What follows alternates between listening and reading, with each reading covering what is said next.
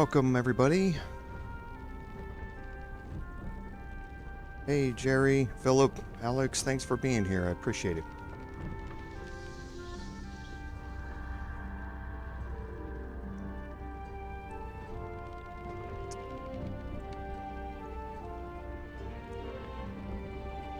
Jerry, you're ready to progress to Act 3, but waiting. It might be something to just go ahead and try out. Yeah, you're right, Larian has posted that they are working on the reported performance issues inside the city. They made a big decision during the development to try and make the city seamless transitions as opposed to different world spaces, kind of like the Underdark is and that sort of stuff. And it's a great thing for, you know, immersion and that sort of stuff, but if you don't have a PC that's capable of handling it, can cause some issues. So they said that they're working on that stuff, like you say. I would go ahead and try it and just see what it's like. You don't even have to do you know, you don't have to go pick up the quests and that sort of stuff. You can just walk around. You're going to get an entrance cutscene, obviously, but I just start walking around the city, not even talking to anybody. Just walking around and see what it's like, and see if it's even remotely playable for you or not. Hey, Rick. Welcome back again. Thanks for being here, everybody. So I was kind of reading up on some 5e rules on some minutia things here right before I started. I was a little late. So the thumbnail wasn't my normal thumbnail because I wasn't at home when I put that put the schedule up. So trying to get into it here, and I'm a little behind schedule.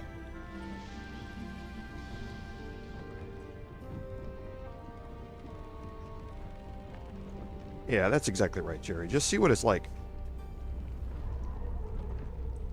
You may get a couple of inadvertent spoilers right when you start, but like I say, I'd just go ahead and try it first. No need. And because the worst thing that could happen is you actually get into Act 3 after they put out, you know, a patch like that, and then it still doesn't play very well, and you just, you know, wasted all that time, and you're just going to have to end up living with it anyway.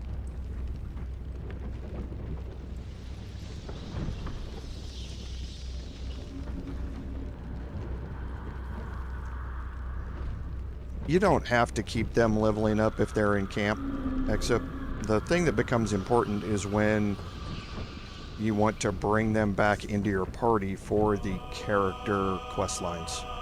You know, you obviously don't want to be dealing with Cazador and things like that without Astarion in your party.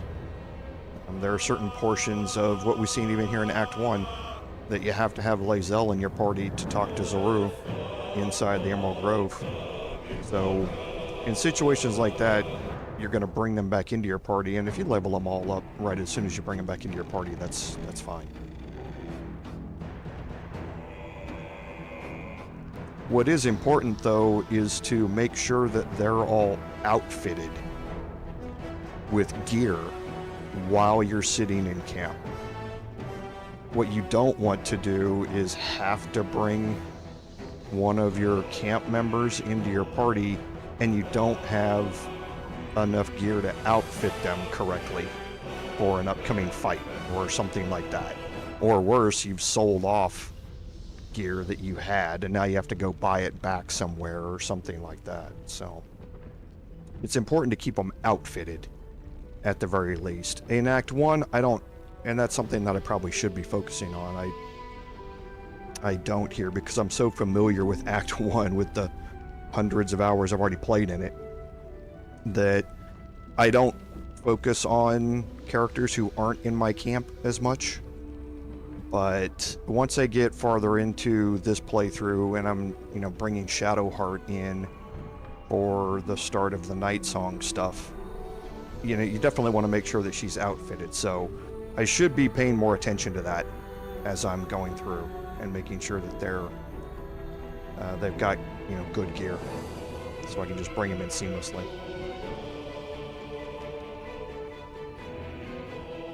And that's one of those things everybody keeps commenting on in the forums, like we talked about yesterday. You wish there was an easier way to access inventories and that sort of stuff with your party members or your camp members who are not in your party.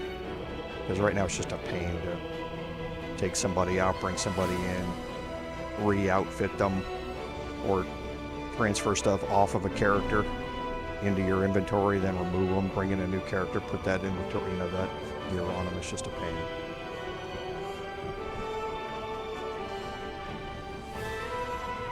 I think you should still have to be in camp to do that. Don't get me wrong. No DM would let you give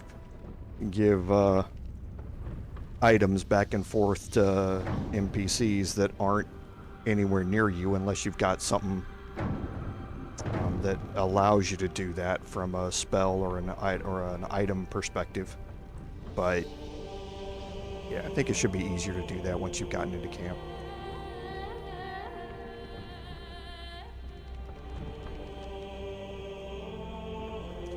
Yeah, Philip, the thing to also remember is that I don't know if Sony does it, but I know Microsoft does it. Microsoft mandates frame rate performance for the games that they allow to be sold through the Xbox store.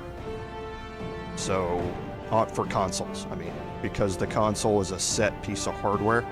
They don't do that for PC games, but for console games, you have to meet certain performance standards before they allow it to be sold. That's been a lot of the problem with games, you know, for instance, Star Citizen and that sort of stuff.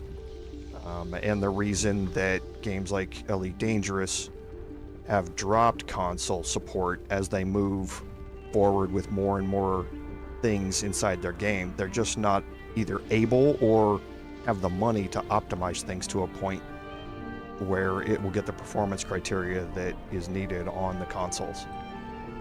Especially with Microsoft still supporting the previous generation of consoles. Still.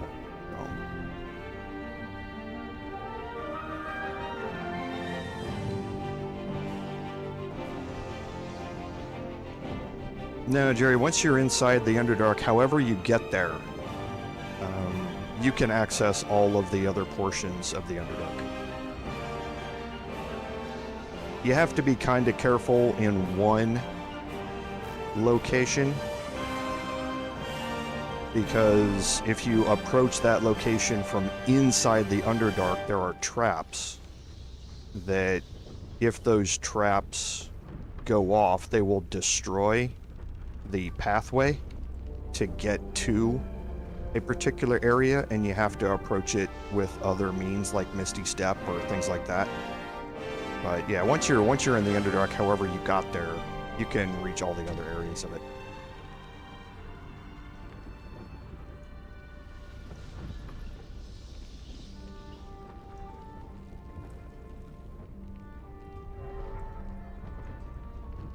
Yeah, Philip, and I think it's that way as well. I think the whole reasoning behind it was just to try and optimize it. PS5, like I said, I don't think Sony has a bunch of the same requirements as what Microsoft does for performance. So I'm sure that's probably a reason why the Xbox is being delayed a little bit, and also because, like I say, Microsoft's insistence on games being backward compatible, for not just the Series X, but the previous consoles. So I think that's causing, and that's not an unknown thing. There have been articles written all about that, and how how big a headache it is for developers. So what has been happening is that you'll get kind of like Cyberpunk 2077 was when it got released at a much lower resolution, and then once Series X came out, they were able to report it to add in the extra graphics and that sort of stuff to it, so that you could have separate versions for each one. But you still had an initial one that was playable.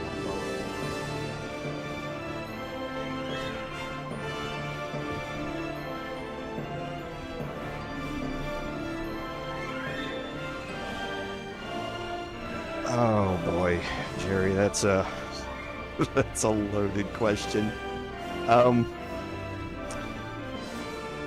When Dark Souls first came out, it was amazing. Amazing. Started into it very, very quickly. My frustration overwhelmed my enjoyment. And I think that's not uncommon with the Dark Souls games.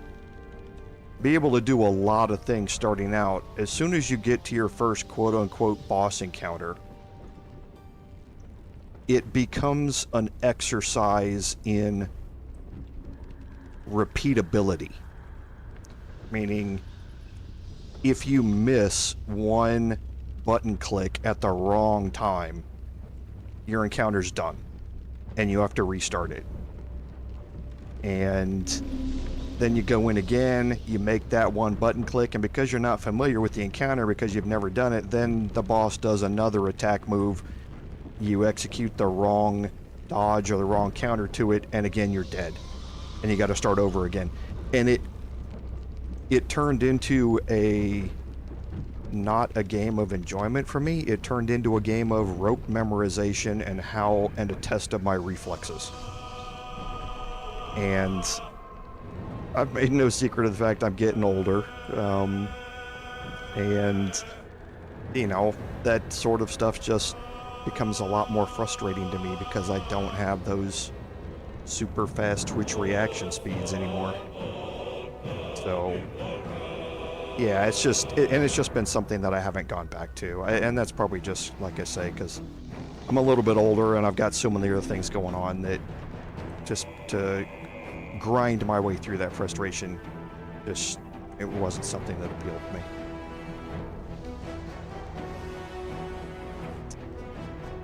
Papa, I don't think you need to, well, I guess there are because of some of the racial bonuses as far as spell selections, cantrips, abilities, and that sort of stuff. But because races have been decoupled from the stat bonuses, it's a lot less important. So you can really utilize any race with any class in the game here, unlike tabletop.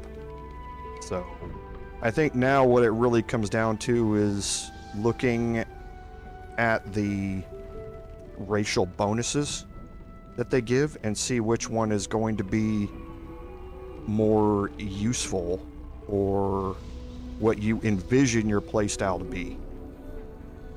Because with the war domain, you are obviously much more of a frontline type of character, and you want to make sure that your racial bonuses are either helping you survive in that type of environment or that are giving you bonuses to help you deal out more damage in that environment. So, you know, half-orcs with their resilience to going down and their triple dice roll on crits, things like that are obviously suited for your more melee type builds are obviously beneficial.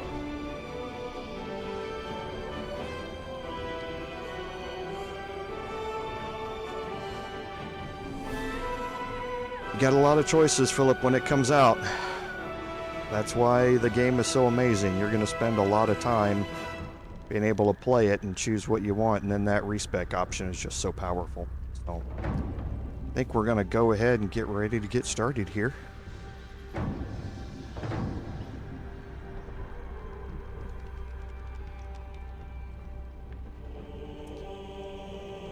Welcome everyone to today's live stream, episode 4 of our Baldur's Gate 3 Paladin gameplay series. I'm Commander Jorval, and I want to thank you for coming along on our journey today. So, on some admin notes, I'm just going to recap a few of the things that we talked about yesterday, for those of you who weren't here for the Bard live stream. Patch 1 for the game is out. There are a lot of changes. A lot. And we all knew it was coming from the forums. We knew that after that first month or so of the game being out, they were keeping a list of what needed to be changed, and they went ahead and did quite a few things. They did a few balance changes here and there, mostly to fix some mechanics that were never intended to work the way that they were working. So, yes, sorcerers with your infinite sorcerer points, that is now gone away, and things like that. But it is out, so make sure you've gotten your game updated if you don't have automatic updates on through Steam or something like that. But yeah, a lot of changes in all 3 acts, not just the later portions of the game. So the second admin note is a big change, not next week. Next week is going to be the same as this week as far as the schedule goes, but the week after that, which is the weekend of the 9th and 10th, the streaming schedule is going to change.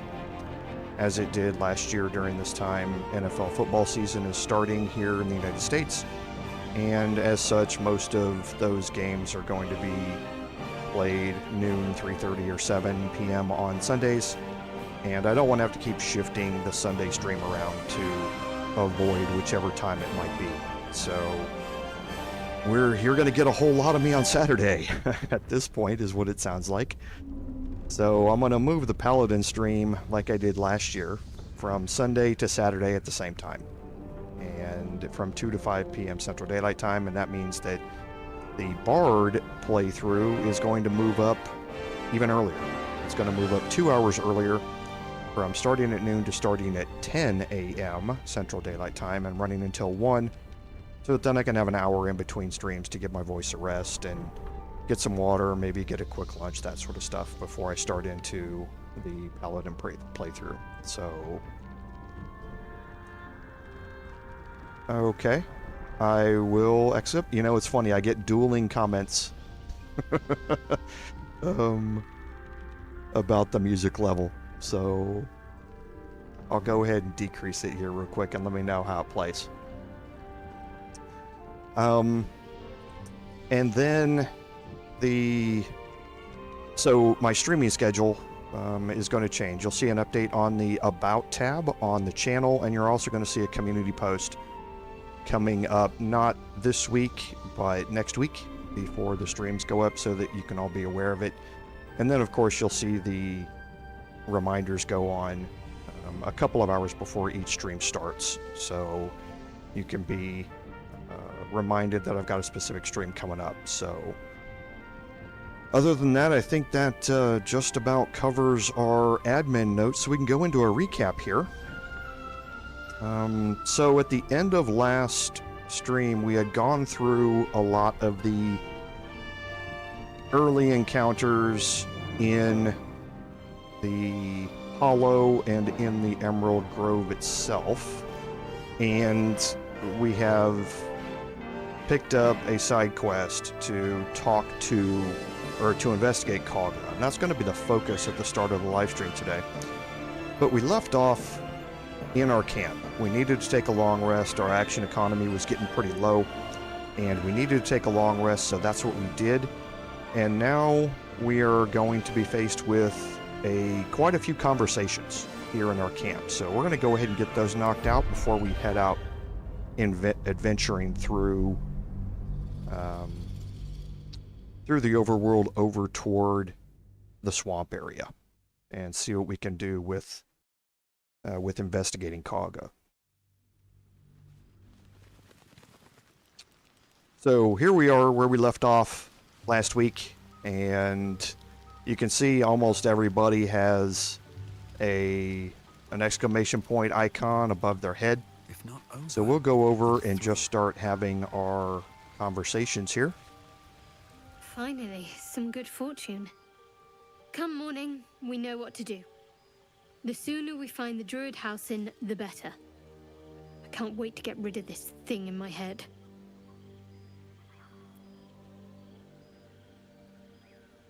Head to Baldur's Gate. Someone's waiting for me. Let a girl have some secrets. Was there anything else? Okay, we've already talked about this. It's going to result in disapproval from her. The same. These parasites are proving suspiciously benign. But suppose I turn. What would you do?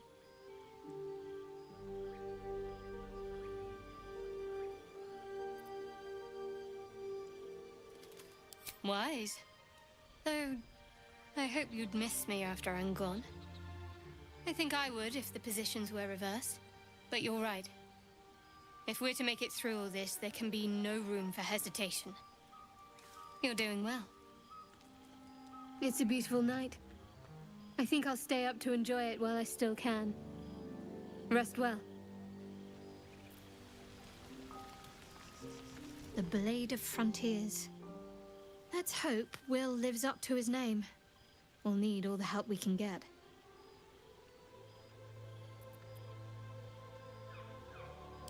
What can I say? They were eye-catching. Consider me an art lover.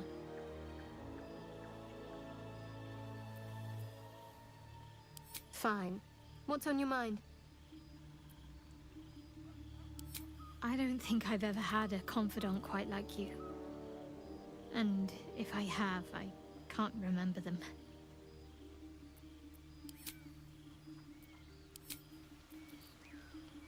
Okay. So we'll head over and talk to Astarion next. You know, I've been thinking, reflecting on what tomorrow might bring. When we find the druid, will he know how to bring the worm under control? Will this little adventure of ours be over?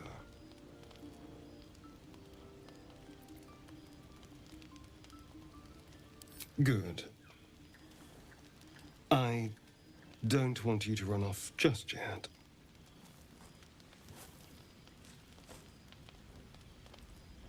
You're quite the ally after all. Traversing Avernus, surviving the crash, surviving everything that's followed. I'm not easily impressed by people, but you're stronger than I gave you credit for.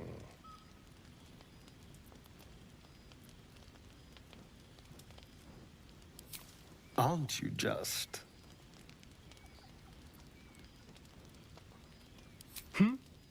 Oh, I was leagues away.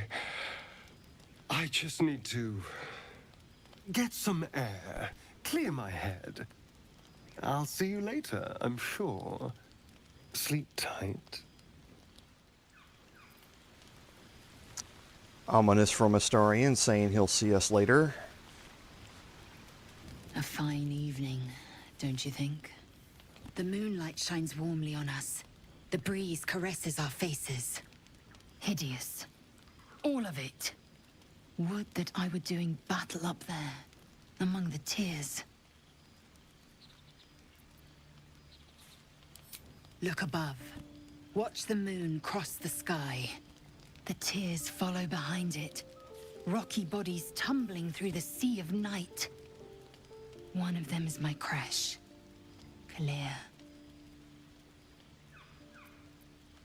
Your curiosity is to be commended. Githyanki are hatched in creches all throughout realm space. Clear is one of many. It's there I first saw a Kithrak mount a red dragon. Where I slit my cousins' throats at the Vaj's command. But enough of this. You are wasting your resting time. Come dawn, we resume our search for a creche.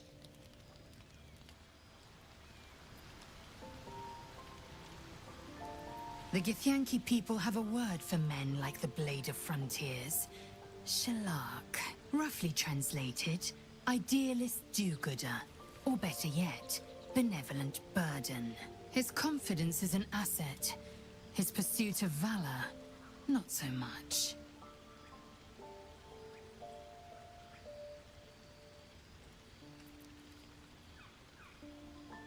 Entirely. I was as devoted to my studies as I was to my training. Each creche contains a Zaithisk purification device. So I learned from the writings in the Kalir library. The library was a gift from Vlaakith herself, that we may gain total understanding.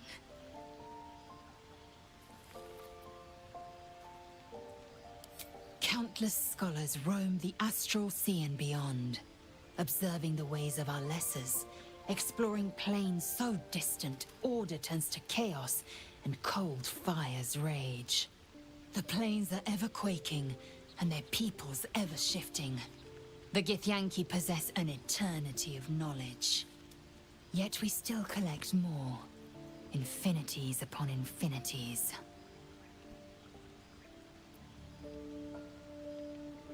I expect I am your first.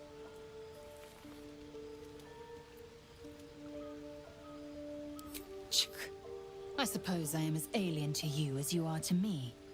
I know of your kind, but I do not often encounter them. That large, fleshy nose of yours looks like a mistake.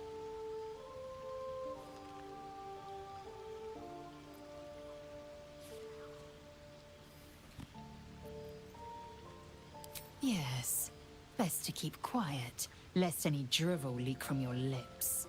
No matter. I do not intend to stay long in this place.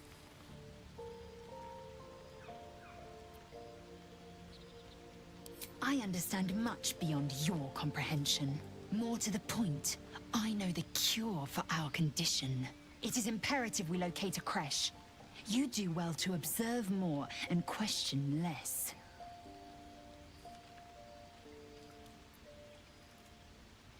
Yes, in great detail. It starts with a fever and memory loss. Then you start to hallucinate.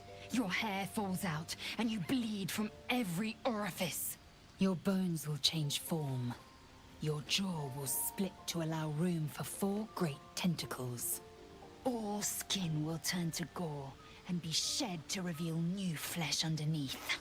Then you have ceased to exist, and a Mindflayer is born.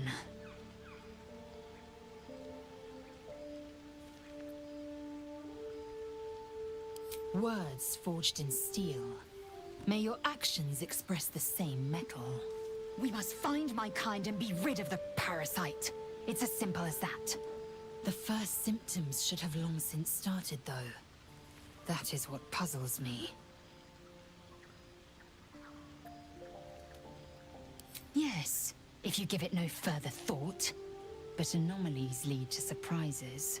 Bad surprises. Besides, what hasn't happened may yet come to pass.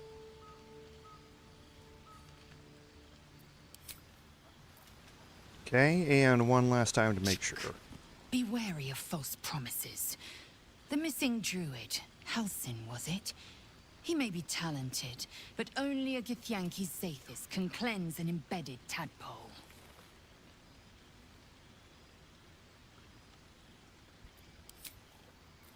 And one more. I thought that was the last of them. So yeah, that's all the pre-recorded conversations for her now. And I forgot I didn't do that with Astarion. Discussion. So, we're traveling with the famed Blade of Frontiers. I feel safer already. Okay, so that's it for him, more than likely. So we'll head over, we'll talk to Will. A tingle runs through your head and down to your feet. Ah, there it is. That shiver. Our little brainworms have made fast friends, it would seem. How do you feel?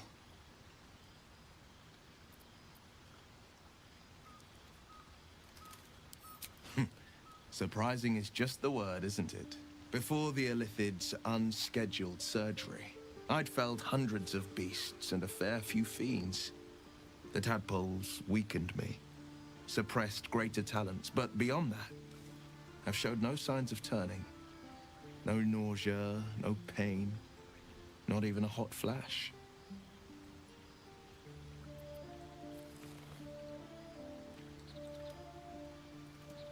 Indeed. Perhaps the worm's vat was poisoned. Perhaps we're uncommonly fit. Or perhaps the tadpoles are merely on holiday. We could conjecture all night. I suppose the why doesn't matter so much as the what next. And that answer is plain as the horns on a war devil's head. We get these things out. Let's get some rest. Dawn comes sooner than we think. Okay, we'll talk to him again here. The Blade of Frontiers at your calling. Karlach's fires raged in Baldur's Gate before she escaped to Avernus, as my source told it, and she was planning to return. One of the archdevils Zariel's own, chaos incarnate, a devil with pure fire for a heart. I made my way to Avernus to stop her. She fled from my reach, even climbed aboard the Mindflayer ship as it screeched through the hells. I followed in close pursuit. I can't bear to imagine the lives Karlach might be taking, the damage she might be doing.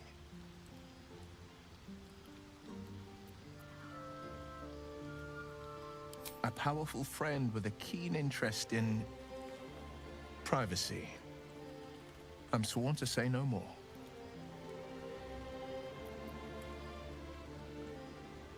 You are a warlock. You know about bound souls and frozen tongues. I can only leave the rest to your imagination. Suffice to say, I hunt monsters, devils included, and I will do what I can to quench the coast of their flames. My father once said, one does not pursue a champion's life. One merely answers its call. So it was for me. I was hunting near the Cloakwood when I heard it. A child crying out from a lone farmstead. I found him in the fields, flanked by goblins. His mother's corpse bled into the soil next to him. I don't remember much of the battle, but I remember drying the boy's tears after.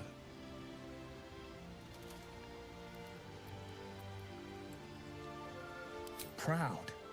No. Angry. Angry at the monsters preying on innocents. Angry at the so-called good gods for tolerating the cruelty of the evil. Angry at myself that it took so long for me to see the coast suffering. The frontiers demanded a blade, and so I heeded.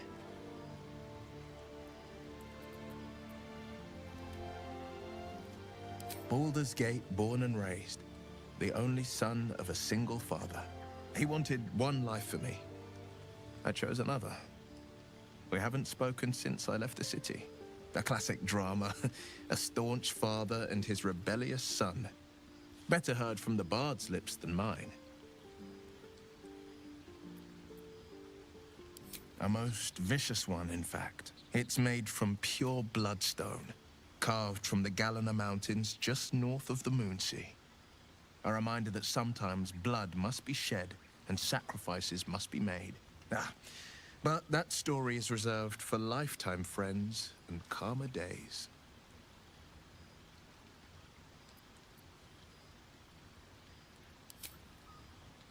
Tiny grooves spider across the eye's surface. It resembles a sending stone used to confer with distant contacts. A sending stone? Nothing so special, I assure you. His breathing quickens, his jaw tenses. Will is keeping something from you. A strange sensation courses through you, and your companion's mind unfolds, secrets half revealed. Okay, so again, we're probably going to get some disapproval here. Gladly. What else is on your mind? Okay, we'll talk to him one last time and see if there's anything here. Okay, nothing there. So now we're on to Will, or on to Gale, I mean. I've known a few warlocks in my time. Talented, of course, though sometimes too eager to listen to the devils on their shoulders. Comes with the territory, unfortunately.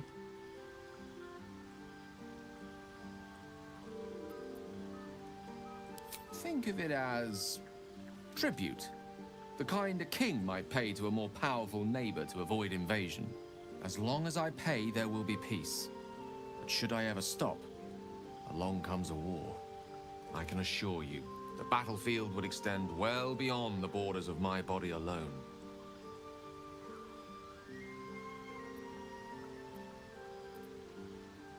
Your enterprising approach to my problem is most encouraging.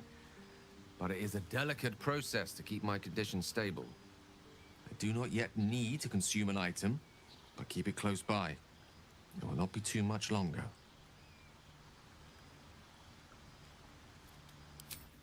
Okay, so as usual, we'll talk to him again. Go ahead. I'm listening. Okay, so that finishes up our conversations here that we have in camp. I believe, yeah, Withers is still... This should open up the second option here. Not this one, nor this one, and this one are less worthy still.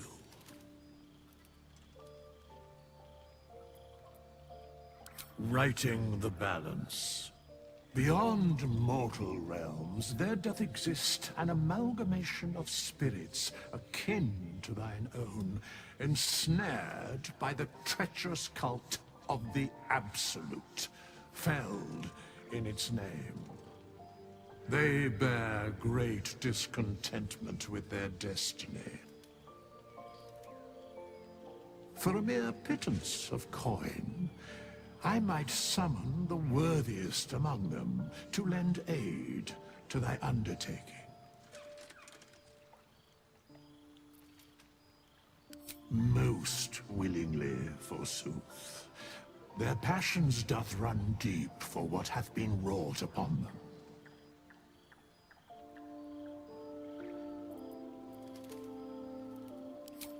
Suspicion always haunts the guilty mind. My services are all that I can proffer thee. What thou wilt do with them is for thee to undertake.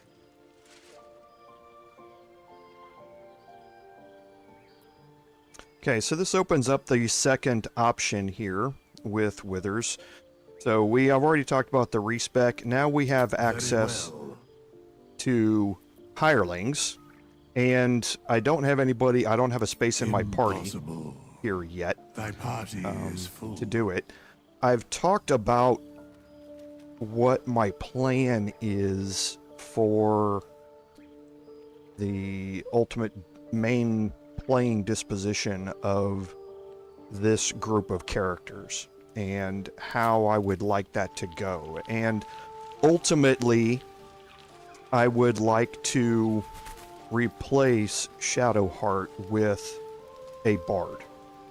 And having the inspirations as well as the access to an additional short rest through their Song of Resting ability really gives me, as the Paladin, access to 2 more Divine Smites before I have to do a long rest.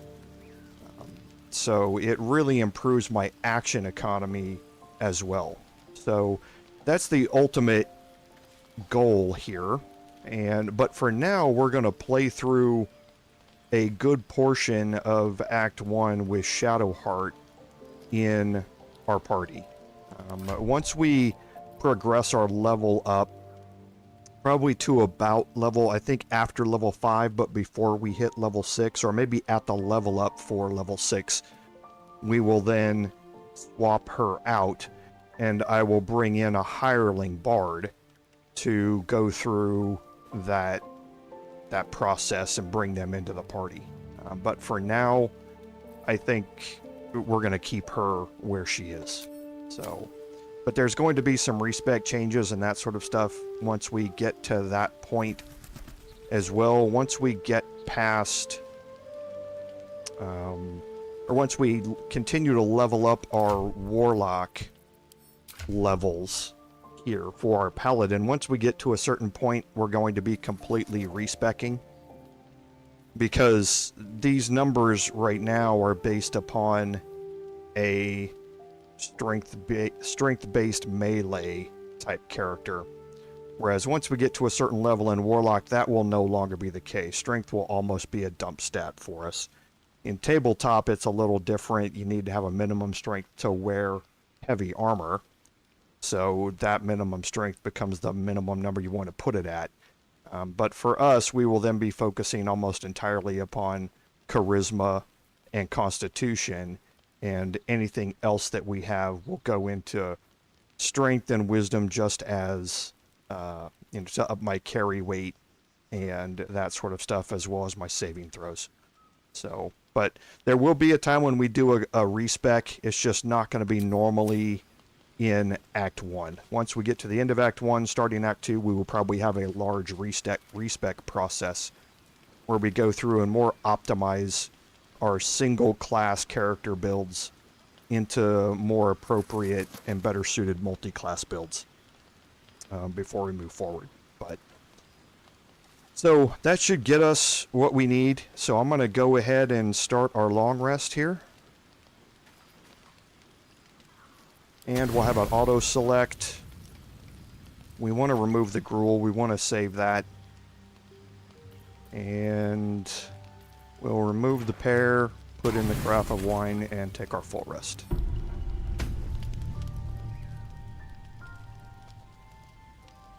And hey, Cyber, welcome to the stream. Yeah, Paladin is very easy to break your oath.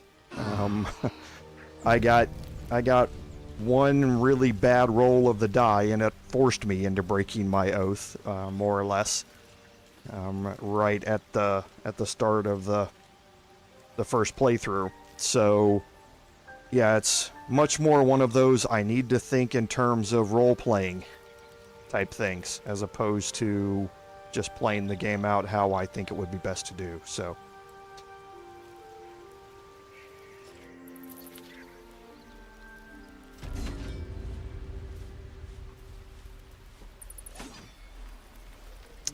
Peter, you think it's better if I read the option that I choose? Yeah, I'm interested to hear everybody's comments on what you think about it. I tend to let the cutscenes play out, and I know they didn't voice act all of those choices for the main player character.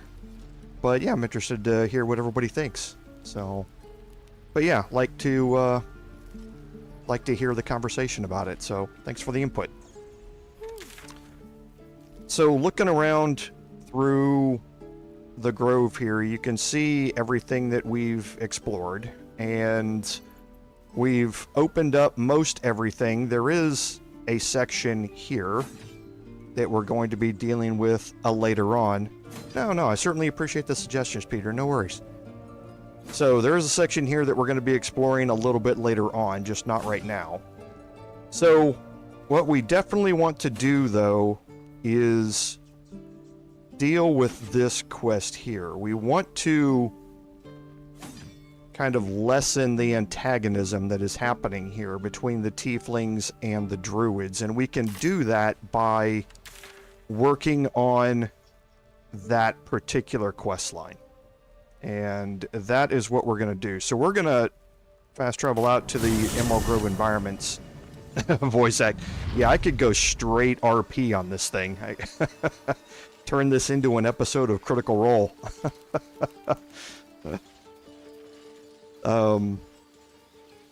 But we're going to head out here. And like I say, as I've already explored all of this area out here, I'm not too worried about taking long jaunts until I get to this particular point here. And looking at our map, you can see that there's a hidden stash up here. So we're going to take a little detour, and we're going to head up here.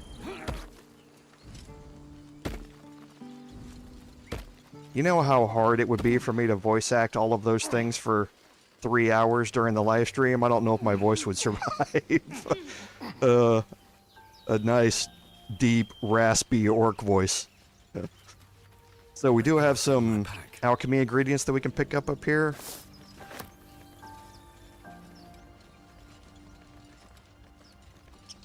And we'll continue just to open up the mini-map here. You can see we have more ingredients.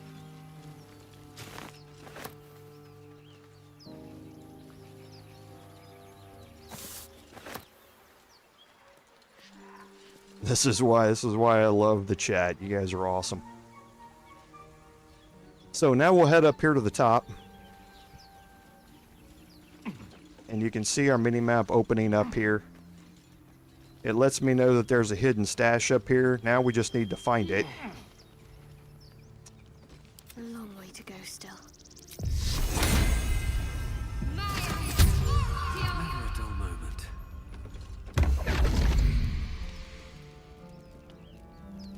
moment. Really? My, what manner of place is this? A path to redemption? Or a road to damnation? Hard to say, for your journey is just beginning. What would suit the occasion?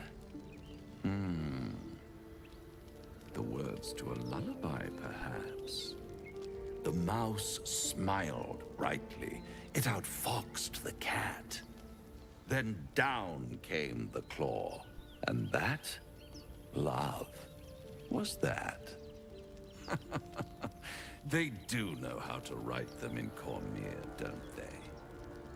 Well met, I am Raphael. Very much at your service. Talking to the mouse? Okay, no, I'm not going to do that the entire time. Before I go on, Cyber, I will answer your question as soon as this cutscene here, or this interaction plays out. Neither. The fox, rather. Hiding, in a word. A silent observer, about to break the silence. Of course, what I have to say merits some privacy, as well as some more, let's call it, refinement. This quaint little scene is decidedly too middle of nowhere for my tastes. Come.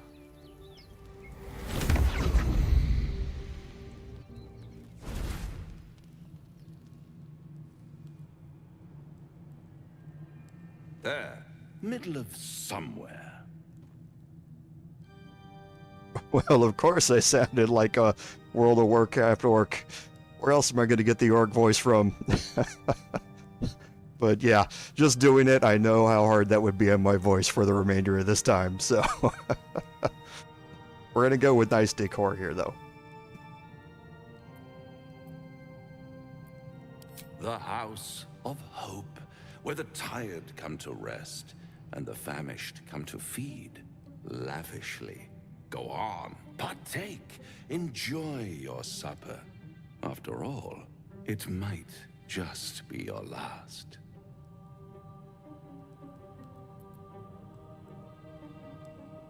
Fair enough.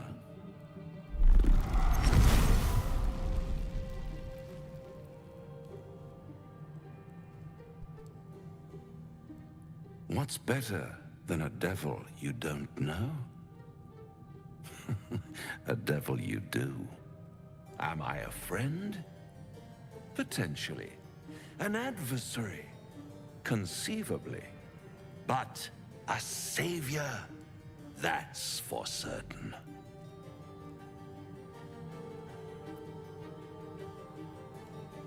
Come now, why play hard to get when you're in deep over your tadpoled head? One skull, two tenants, and no solution in sight. I could fix it all, like that.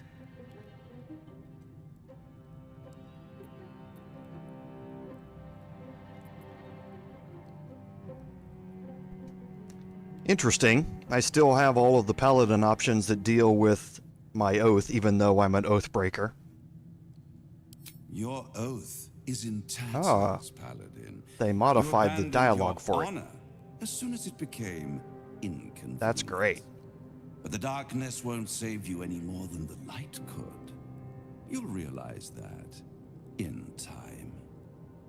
Try to cure yourself. Shop around. Beg, borrow, and steal. Exhaust every possibility until none are left. And when hope has been whittled down to the very marrow of despair, that's when you'll come knocking on my door. Hope. Such a tease.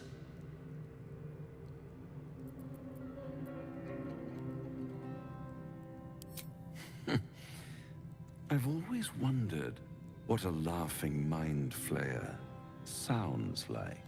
All those pretty little symptoms, sundering skin, dissolving guts, they haven't manifested yet, have they?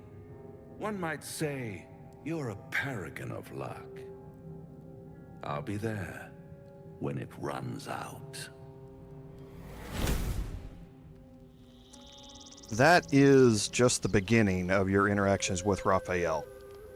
So, Cyber, to answer your question, I'll answer it here by moving here. That might be worth a look. Okay, so we had a perception check and it was successful. If I go to my combat log and says I succeeded my perception check, if you look at it, I rolled a 16 and it added on 3 from the guidance cantrip that was cast on me.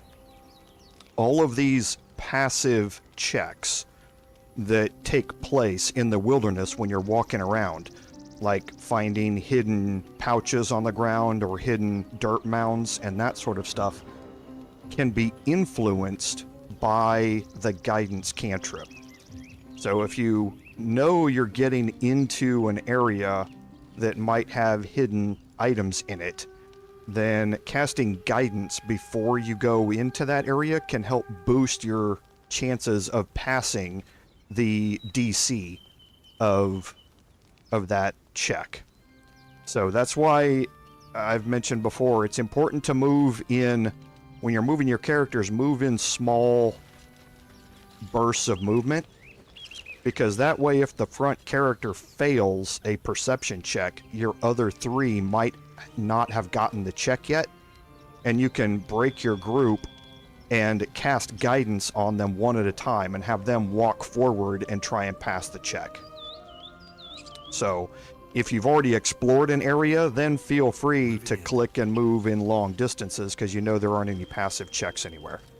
So now that we've discovered that What now? this hidden crevice, I'm going to walk up to it with Astarion. About this. At the back of the crevice lies a bag enfolded in the chitinous squabbling of spiders. A shiny gold coin pokes from its mouth.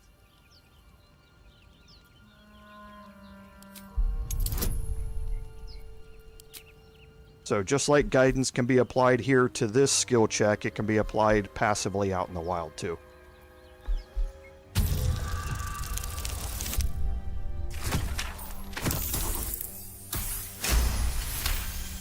Hey, Larian, welcome to the stream. No worries. Glad you're here. The creatures clutch the pouch possessively. You have no doubt a spider egg is nestled within. And this is wise because I have a sleight of hand choice here in addition to animal handling. But sleight of hand gives me many, many more bonuses to the check. It's a DC of 15, but I have an 8 to 11 bonus here. Uh-oh, I'm rolling really, really well to start the stream here, so it's going to come back to bite me. The spiders scatter, and you stash the bag. Something clinks among the coins.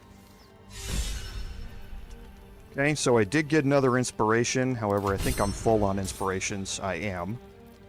So, Astarion picked up the pouch here. It's got some gold. And it does have a spider egg sac. The spider egg sac is basically a deployable follower type thing. You can throw it, a bunch of spiders are going to pop out, and they will begin attacking enemies that are around you. So we're going to search the rest of this area up here. So we do have another trap disarm kit that we can give, and we're just going to take all of these things. We can sell all of these items that we find up here very easily. Moving ahead.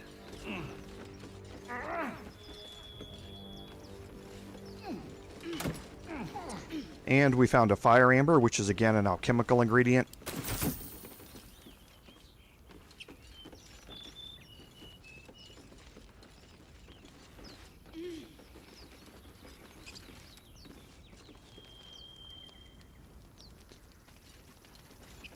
Yeah, the comments, except that's why the amulet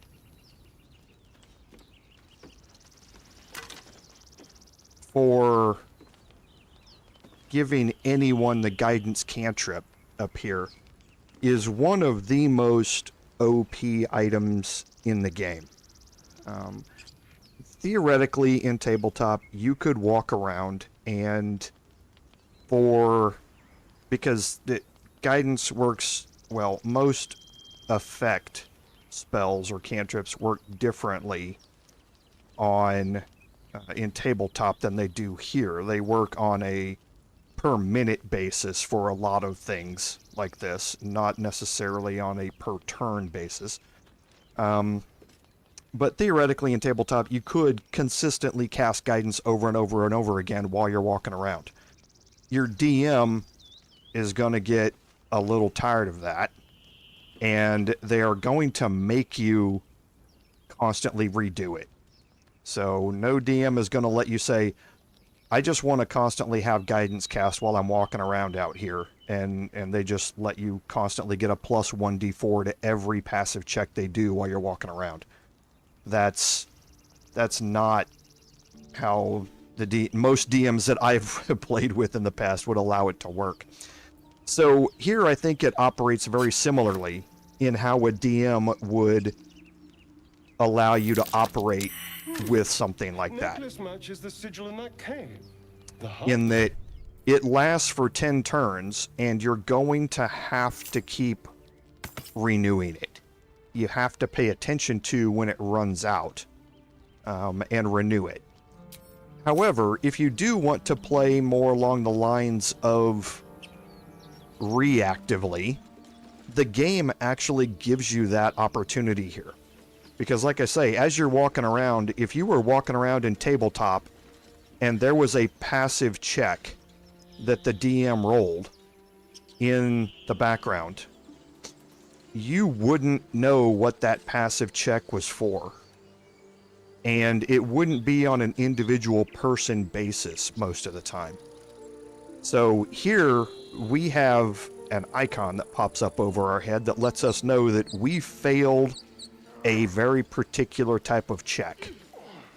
And if we've been moving our characters in short bursts and not in long sets of motion, then we can actually take a pause, break our party up, find out which character is going to be most suited to pass that particular type of check, and then cast guidance on them to kind of do it in a reactionary method because we realize that we failed a check. So it kind of gives us an ability to do that type of thing, or that type of interaction, but guidance is an extraordinarily powerful cantrip, even in tabletop. You don't want to be without it. And for instance... You seemed quite forward with your compliments earlier. We'd only just met. Seize the day, I say. More now. Oh, I've already found the stone door. I thought I hadn't found it yet. I was going to sneak up and show kind of a check without it. So I've already gotten here, it looks like, and I've already searched through this backpack. So I'll continue moving my way up here and take care of this mugwort. And you can see we do have another interaction that we're going to go have over here. Okay, so I'm kind of holding left alt periodically as I go, and as you can see, I'm moving in short movements. You're going to get an autosave for this. Something's wrong. Which is good.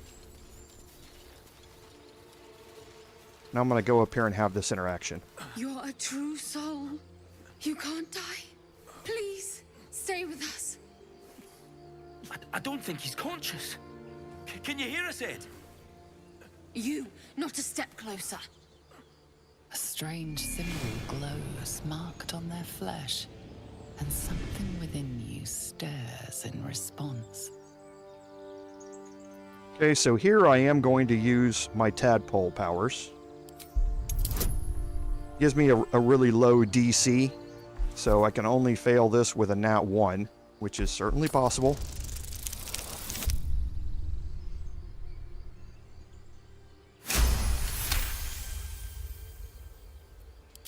I'm so sorry. It's our brother, True Soul Edowin. He's injured and I wasn't thinking. Something stirs deep within you, hungry and alert. It's taking something you'll never get back. The injured man locks eyes with you. The parasite writhes in your head. Your minds intertwine. You see his siblings, Andric and Brenna, new recruits, yours to shepherd. Protect them. Mind the true soul. He will... He...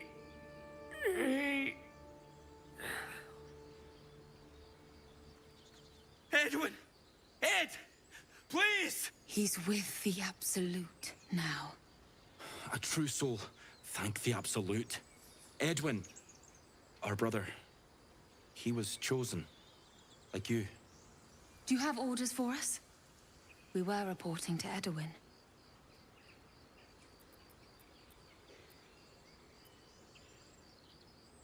We know that all too well, sir, but the Absolute sent us here. We're looking for fugitives. Survivors from that ship that crashed farther west of here.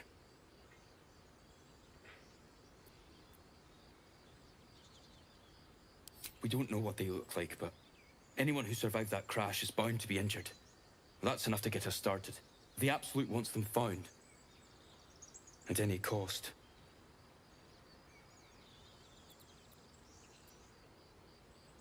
An oil bear. It had him on the ground before we had a chance to react. We managed to drag him away, but the beast's claws had already done their work. I told Edwin not to look in that cave. It was filthy with oil bear tracks.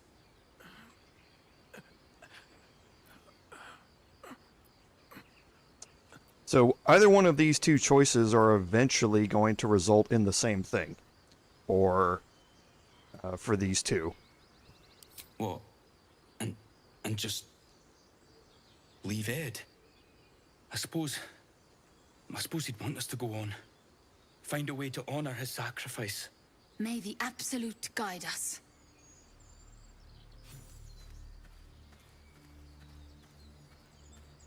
They spoke of the Absolute. Same as that goblin's Sazza. Curious. Looks like the Absolute's drawing all sorts to become followers. Impressive in a way.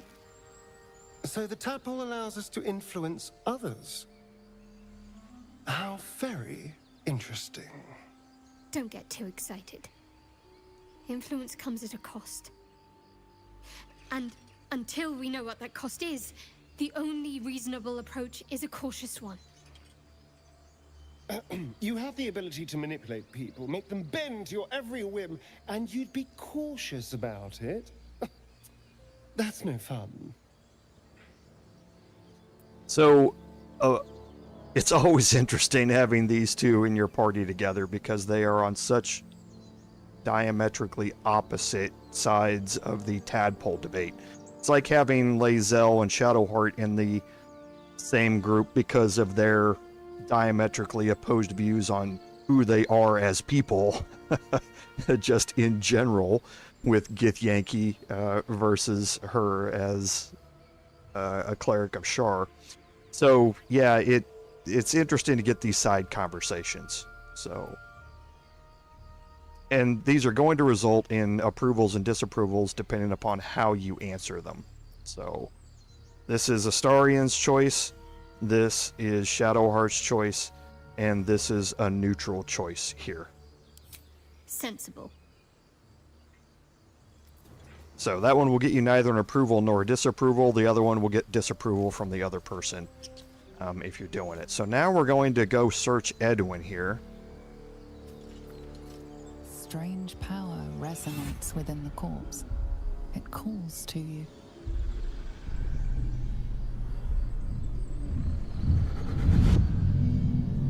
Your limbs move of their own accord.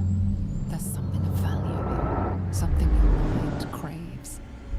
Why let its host's memories go to waste? The tadpole has absorbed it all. Its experience could nourish you, strengthen you.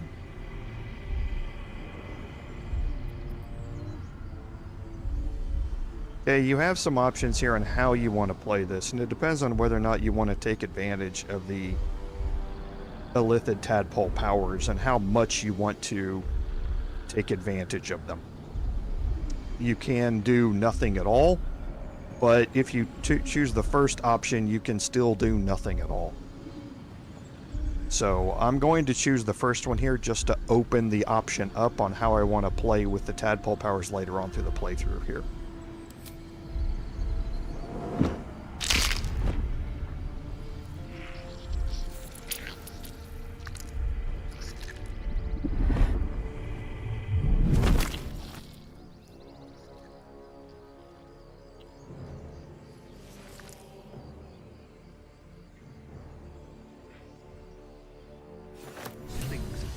Okay, so taking that option there is going to get you another Mindflayer Parasite specimen. And this, like I say, it doesn't, whatever choice you make, it doesn't eliminate you being able to use tadpoles later on.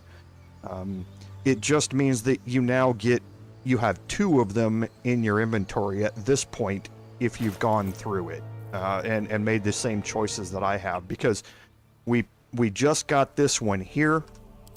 However, we also had the option to steal this one from inside the Druid's Grove when we were doing exploration in there. If you wait and you complete the Tiefling, or you complete the Goblin Camp quest line, then you can just walk up and take this specimen off the desk. It's no longer marked as steal in there. We just got a jump start on doing it. So if you resist it, you just won't get that specimen, and you'll only have 1 at this point. So having both of them just gives me more options to use it, because once that the ability is opened up for me to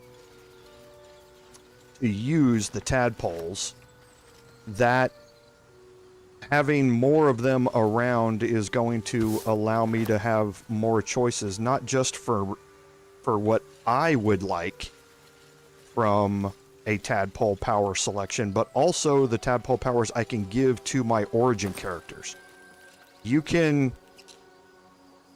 control what you want them to use the tadpole powers to unlock. So they won't do it on their own. You have to do it for them, and some of them are going to take some convincing to accept the tadpole powers. So once it's unlocked, you'll see when it unlocks. Once we've used our tadpole powers 1 time right now. Once you use it a 2nd time, and then you go back to camp and take a long rest, you'll have a cutscene, and after that cutscene, you'll have another icon that will pop up here, and that will allow you to utilize those powers and place those tadpoles where you would like. So what we're going to do here is, I think, just continue. We're going to skip this area for now. We're going to go across the bridge here, and we are going to head down directly toward the swamp. So we're going to bypass a couple of things that we would normally do here, just to get us down to the swamp area. So again, got some items here that we can pick up. It doesn't matter if you take all or none of these, but since I have access to a vendor so close, I'm just going to take all of these things. These spoons and knives are actually worth quite a bit of gold by themselves, so most other spoons and knives are not. And then obviously when I find camp supplies, always send those to camp. Don't ever carry those around with you. There's absolutely no need. Were they for you to have them, except in the case of like the gruel that I'm carrying, which acts like a healing potion. So I actually have some things in my camp supply pack here that I don't need to be carrying around. But like the gruel here acts as a 3d4 healing potion, so keeping that around is obviously useful. But for the other camp supplies that don't give you any benefits, there's no reason to carry them around. Okay, so all this can go to Astarion. More searching, we can send off the scrolls to Gale, and we're going to be dealing with those in much more detail when we get to having Gale improve his spellbook. See, so we've got some dead goblins here, and we've got a goblin drawing. Okay, and it talks about something that we're going to learn a lot more about as we go through the game. So, a goblin with sparks in its hands, a humanoid figure, and what seems to be an elf, each of them wearing a simple crown. We're going to learn more about that as we get closer to the goblin camp, of course.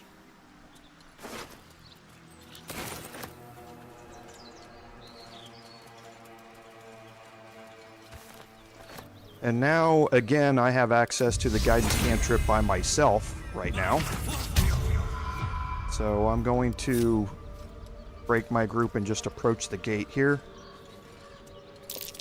Goblins ahead. And see, I failed a perception check. So it's a DC 15. I only rolled a 6. But, however, Shadowheart succeeded in that perception check.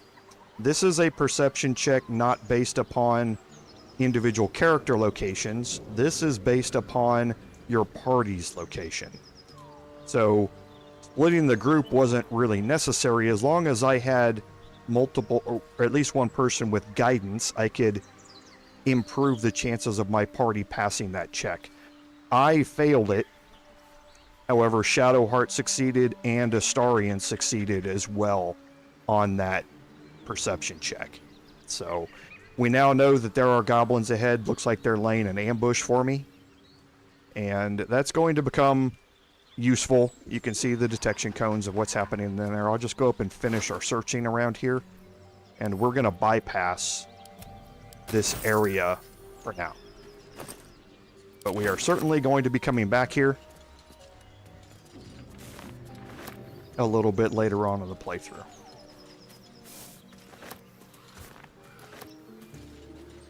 And we found the exsanguinated boar over here. We are going to go through this cutscene because Astarion's with us.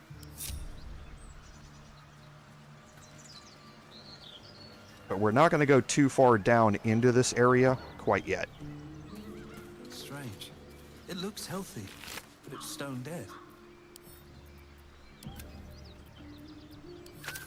The pig's dead, my friend. Staring at it won't bring it back. Come on. We'll never fix these brain worms if we stop and gawk at every piece of carrion you find. Okay, we've got a medicine check here, which for me is just straight 1d20. There's no modifiers. However, I can add in guidance from either me or Shadowheart. Guidance does not stack from multiple sources, so if I cast it from Shadowheart, it's just going to replace who's casting it.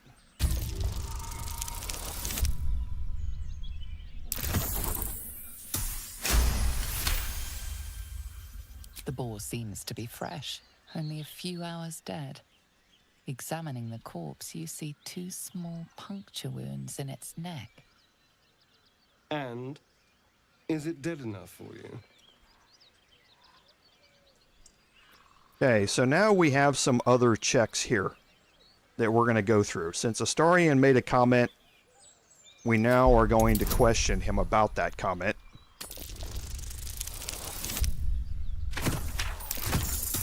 I actually would like to fail a roll here. I shouldn't say that, but I do have a full number of inspirations. It's been drained of blood with wounds in its neck. It's been killed by a vampire. I didn't want to say anything because I didn't want to worry you. They are ferocious creatures. But don't worry. I'll keep watch tonight. We won't have to worry about nocturnal visitors. Now please, let's go. Okay, so we also, looking around here, we have these hunter stashes which are on the ground, and this is part of why I'm not going to go explore this area for now. I'm going to head off down south, and we'll come back and we will explore all of this a little bit later. So now coming down this way, things are going to get a little interesting for us.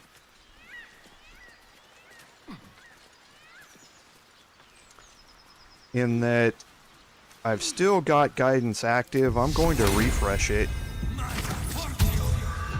And I'm going to toggle my group. I'm going to walk around here, pick up these 2 bone caps.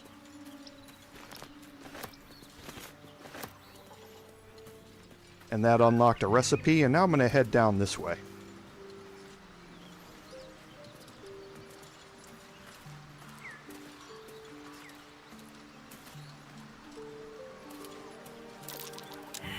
Okay.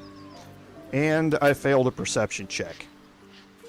This perception check, you can see, is DC 20. Okay? It is not an easy perception check to pass. I'm going to move over toward this tree. And I failed another perception check there. That's just because I rolled horribly. That's only a DC 10. So now Shadowheart is going to have the best chance with her wisdom modifier. I'll take this way. Of moving down here. So we'll have her walk up on the tree first. And she fish a critical fail. Here's where all the rolls come back to bite me on my passive rolls.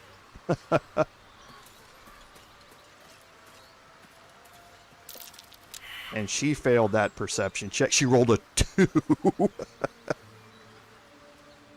Okay, this is going really, really well. But it might allow me to illustrate something that I will do once and only once. So now we can take Astarion down here, and this is what I mean by breaking your party, casting guidance. Wow, look at these rolls.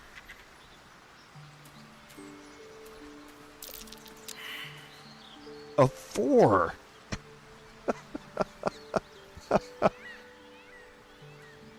Yes, average gamer, we're going to get to that. I'm going to explain it because I think it's my job to explain it for people who don't want to play the same way as me, but I will never do that after I do it this one time. I think that is a gross violation of tabletop Dungeons & Dragons rules, so I will never, ever do it. Wow, we all look at that skill check roll. 2s, 3. I haven't rolled above a 4 in the past, what, 7 skill checks?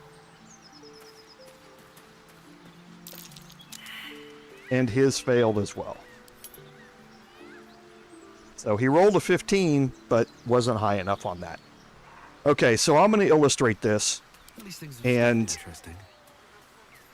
this is something that, honestly, I believe the game just flatly gets wrong. You should not be able to do this.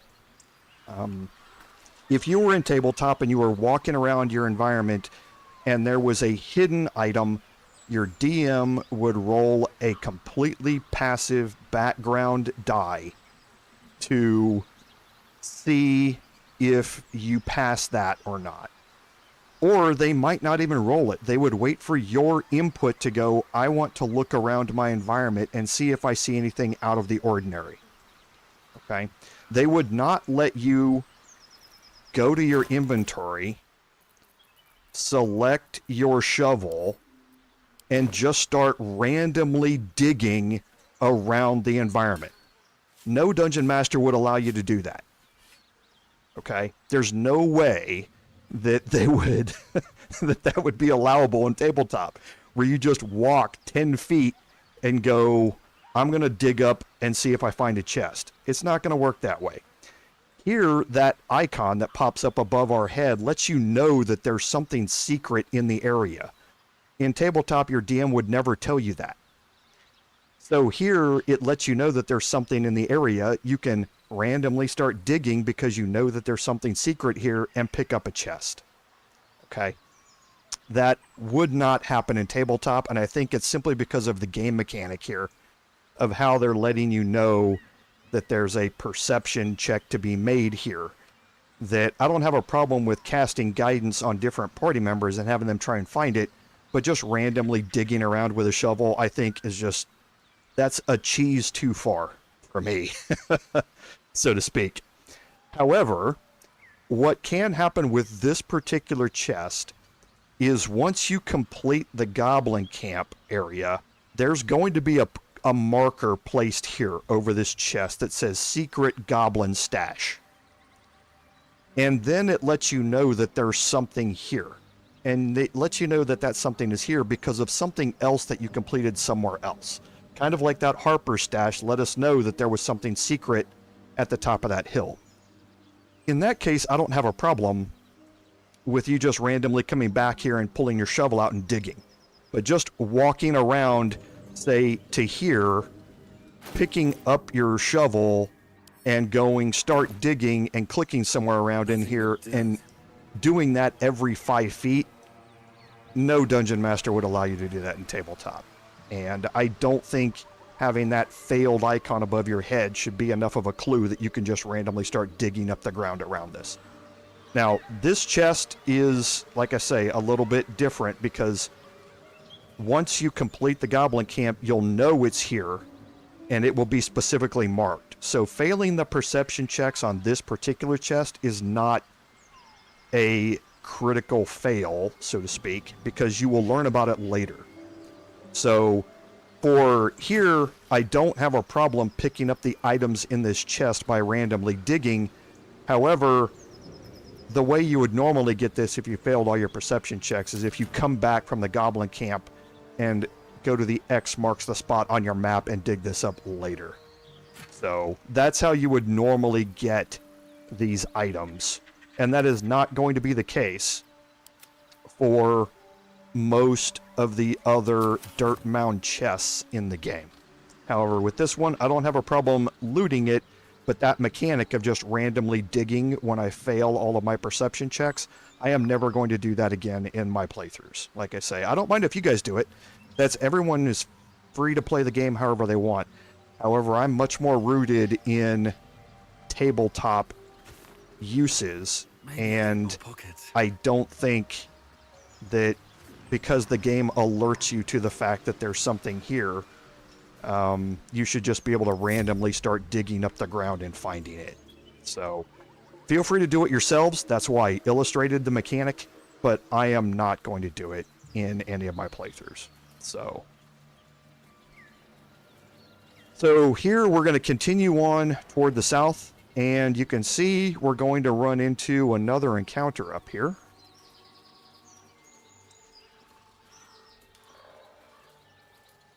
And while we're going around, we're going to continue to pick up these alchemy ingredients. And then we'll head down toward this encounter.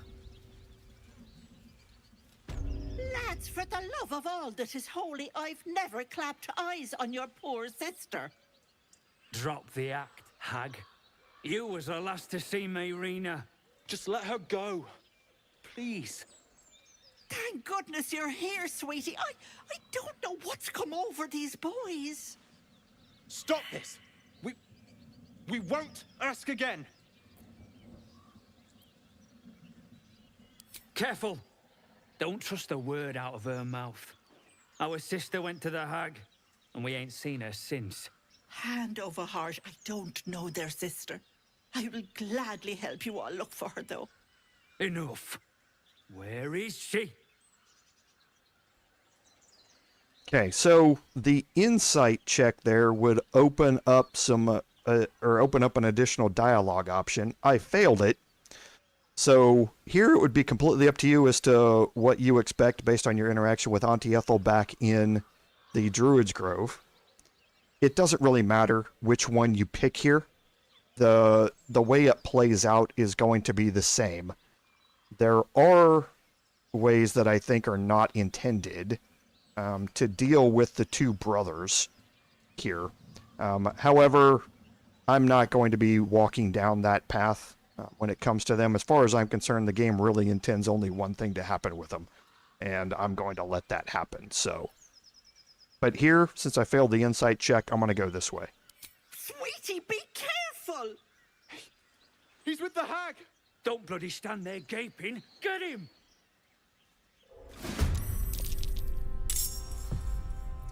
Okay, so starting this off, having that selection is going to implement combat with these two characters. This is inevitably going to break your oath as a paladin.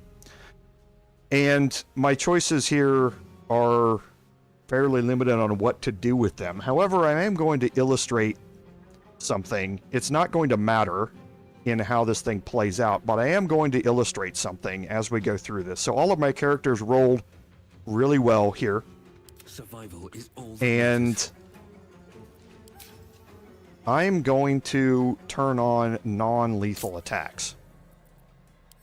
Okay, so I'm going to go up and deal with these two in a non-lethal way. Okay, now non-lethal attacks. And I don't really need to waste my Divine Smites here for this. So I'm going to not react with Divine Smite. Okay. Then for Astarion, again, your non-lethal attacks only work, it says must be unarmed or using melee weapon. And it doesn't work on undead or constructs. So ranged attacks will kill them. It will not put them, or it will not knock them unconscious. So you need to be within melee range for these things to work. So I'm going to move around. Nope. I want to make sure I move far enough away from them or not to get an opportunity attack. And going to switch to my main hand weapon here. Okay, and he's knocked out. I don't want to institute sneak attack here. Then for Shadowheart, it's going to be tricky whether or not I can get her in range. But I should be able to jump down here.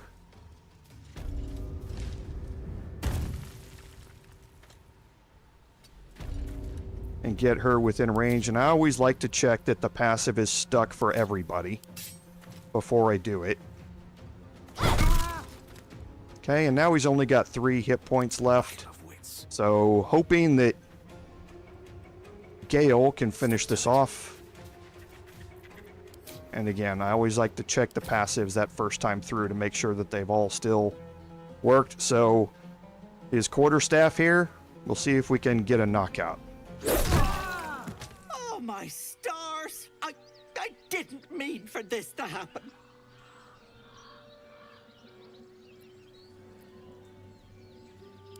She's their little sister, and she's staying with me. This is all my fault, but I made a promise. Mayrina begged me not to breathe a word if they came looking for her, and my word is my bond. That poor thing will be distraught. We can't let her know. It'd break her poor heart. I'd best get going, but please stop by my house. I'd like to thank you proper. Ethel's less helpless than she made out. I don't trust her. Okay, so her teleporting out like that kind of lets you know that things are not entirely what they seem with Auntie Ethel. So now I have 2 characters that are knocked out on the ground. Okay, they are knocked unconscious, and they are going to remain unconscious until I take a long rest. Once I take a long rest, they are going to wake up and they're no longer going to be here. Okay, so if this is one of the ways to play this out, but as far as I know, it doesn't have any effect on the further progression of the game. But I'm gonna leave them here. If you loot them, things can get to the point where they end up dying. So there's nothing I need to loot off of either one of them. So you can go into loot them and look at things. You just don't want to take anything off of them at this point. And this becomes the tutorial for non-lethal attacks isn't handled until you get normally into the Hag's lair. But this gives me an option to knock them out. I'm going to leave them knocked out for now and go from there. So as far as the non-lethal attacks, your subsequent damage goes until they are knocked out. Once they are knocked out, however, any additional damage that goes on top of that can possibly kill them. So if you add in a Divine Smite, for instance, if they've already been knocked unconscious and you add in a Divine Smite, and that Divine Smite crits, and it knocks their hit points down to a level where it would be well below their dying level, then yes, you can actually kill them. So as it's just going to take, as we've seen with death saves, it takes a lot of damage to get to that point, to physically kill somebody when they are in an unconscious or a downed state. Here, that first attack puts them in a knocked out state. Further damage, if I go in and just do another attack on him right now, I can kill him. So it's the knocked out mechanic is, if I heal them right now, they're hostile. So if I heal them, they're going to wake up and they're going to remain hostile. So it's, if you've knocked them out, it's a way for you to continue on with them just kind of left where they are. In this case, what would normally happen is they would follow into the swamp and try and go rescue their sister, and they would end up dying. Here, if I leave them here and I end up dealing with Auntie Ethel and having some interaction there with her, then the brothers might not end up in that scenario. However, I am not going to be continuing on to Auntie Ethel. I'm under leveled for a fight with Auntie Ethel. I might be able to trigger the Auntie Ethel or the encounter out in front and deal with the red caps, but that's still going to be a bit of a tough fight. So I'll kind of look and see if I think I can get there. However, if I'm going to do that, boy, I'm thinking here. Give me just a second, because this was not the plan. Because the plan was to head down this way and investigate Kagha's quest. However, I know what kills them are the red caps in the swamp over by Auntie Ethel's house. If I can go clear out those red caps before I need to take a long rest, then I think I'll just go explore that with you guys. Hope you don't mind. We'll make a detour here and kind of change up how we're going to do it. We're going to still get into some combat here. It's just not going to be with what I'd planned. How about that? So we'll head over to the tea house. We will start the encounter there. We will not be able to finish it, but we will start it, and maybe if we clear out the upstairs area, things will work a little differently. Okay.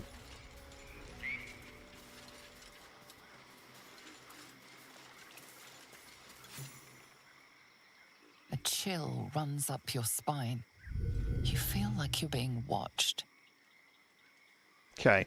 So, as a warlock, I do have an arcana choice here to do. I also have an investigation choice here. Either one of them are the same for me. It's a DC 20 to pass this. I've already got guidance active. Oh, I need a 4. I couldn't do it because of the -1 to intelligence.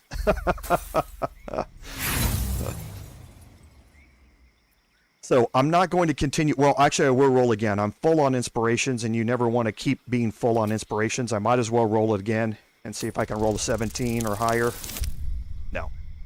So I'm not going to continue to waste inspirations on this.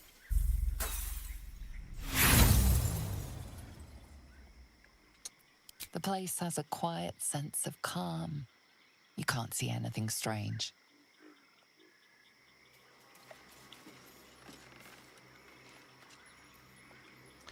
So here we did not pass the checks about this area out here. You can see we have some sheep roaming around that are out here. Not really sheep. You also see that we have these juicy apples that are out here. Now you see the thing about these that makes them different from regular apples, that these don't count as camp supplies. And you should be wondering, why are these apples not the same as every other apple? Okay? The hint is you do not want to pick those up. So take a breather, lovelies, and have a bite on me, Auntie Ethel. Have already learned that there's more to Auntie Ethel than meets the eye, and we should probably start realizing that things are not all as they seem here. So Gale, get out of the water. Oh, jeez. Pathing in this game, like I say, it drives me crazy. You can see Gale failed 2 passive perception checks here. And I don't know if I'll be able to pass them either, but I will try. Okay, so failed 1 perception check there. When you're walking through these areas, you can see that there's kind of a pathway here and another pathway here. Stay on the pathways. If you try and walk out here in these deeper water areas, let me see if even zoomed in, if you can see them or not. You can't.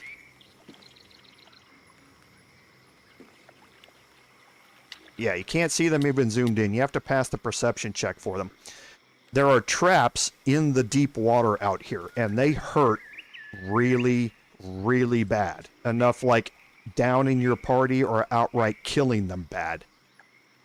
When you have your party grouped up and they try and stay in that diamond-shaped formation behind you, they can walk out here in the deep water like Gale did just to try and stay in formation, and that can be a serious problem. So when you're walking around through these things, you don't have to be as cautious as I am being here, but I'm trying to manage my action economy here because I know that this Astarion was successful on his perception check. I'm trying to manage my action economy here because I need to do this fight up here before I take a long rest if I want to investigate how knocking out the brothers plays out. So I need to be mindful of my spells and my healing and all that sort of stuff. So here you can see that there's now an option to disarm a spike trap here in the water, and there it is, you can see it. And your characters will just walk barely off the path and walk into it, that thing will trigger, and you will start really having a bad day. What now? So when you're walking across those areas, be very careful about where you're walking. Stay on the pathways. And I'm going to walk up toward Auntie Ethel's house just so I can start and finish this encounter off. Okay, so we do have a bunch of sheep out here, and like I've told you, they're not really sheep. One thing I'm going to do here is I'm going to... You know, I've actually never played this encounter this way. I don't think I want to either, because again, I'm trying to manage my action economy here. I'm going to try and talk to Gandrel after we finish this.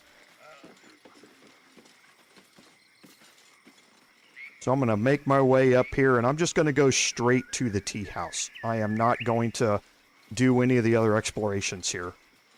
And this is, again, just because I'm trying to, with you guys, investigate what happens when I go through this. So I'm going to go in here, just doing a quick save in case of a crash. I'm going to go into the tea house here.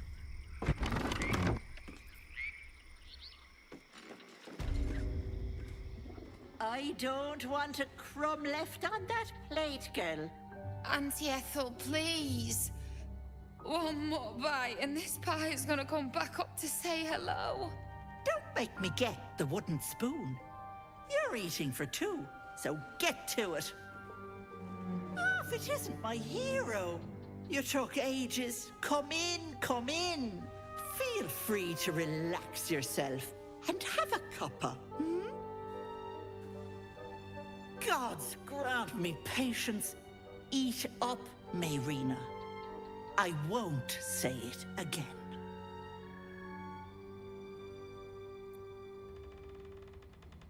Keep that hole under your nose shut, or things will get messy. Well, you heard the lady. We don't want things to get messy. What is it? What's going on? Okay, this is interesting because, like I say, I've never played through this particular way. So you are seeing all brand new choices at the same time as I am. So if I tell her this, she's probably going to get very upset with me, and I'm anxious to know how that would work. If I hide the truth from her, then maybe after the long rest her brothers wake up, and further on through the storyline in Act 3 in the city, she's able to meet up with them again. So I think I am going to go ahead and choose this option just to see how it plays out. What? No! Dead! Everyone's dead! Such dramatics. What? No! Dead! Okay, so they've got some glitches in that cutscene, obviously. Such dramatics.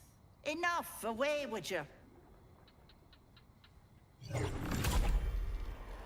Blessed silence at last. Some time in the cage should do her good. And you'll regret sticking your nose in my business.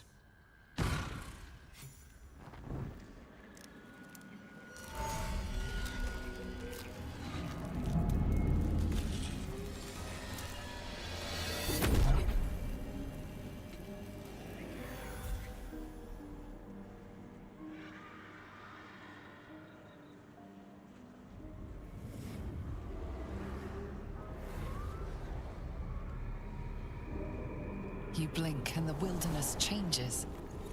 A swamp, stinking and insidious, assaults your senses.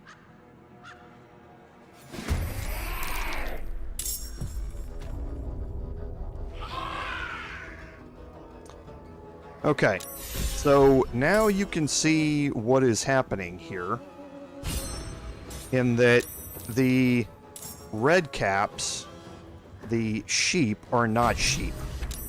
They're red caps, and they are all making their way towards me here. So they're all grouped up here.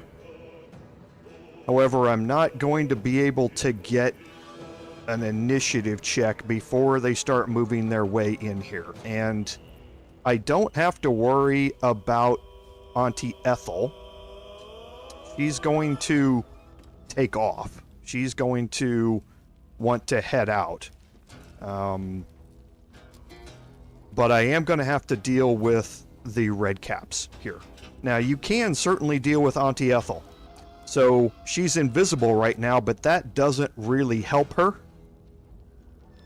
And here's another game mechanic that I have to tell you about, but again, I think is a bad game mechanic to try and utilize.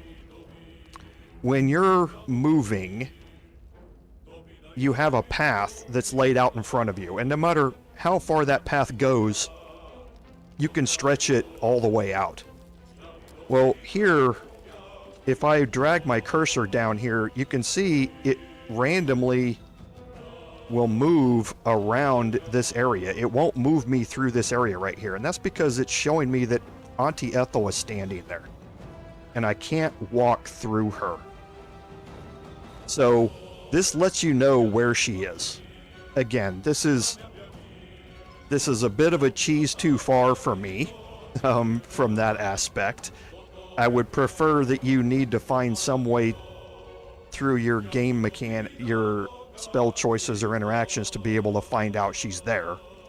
Like casting an AoE spell that maybe will damage her or illuminate her, or shooting an arrow that has an AoE effect onto the ground that might bring her out of invisibility or something like that.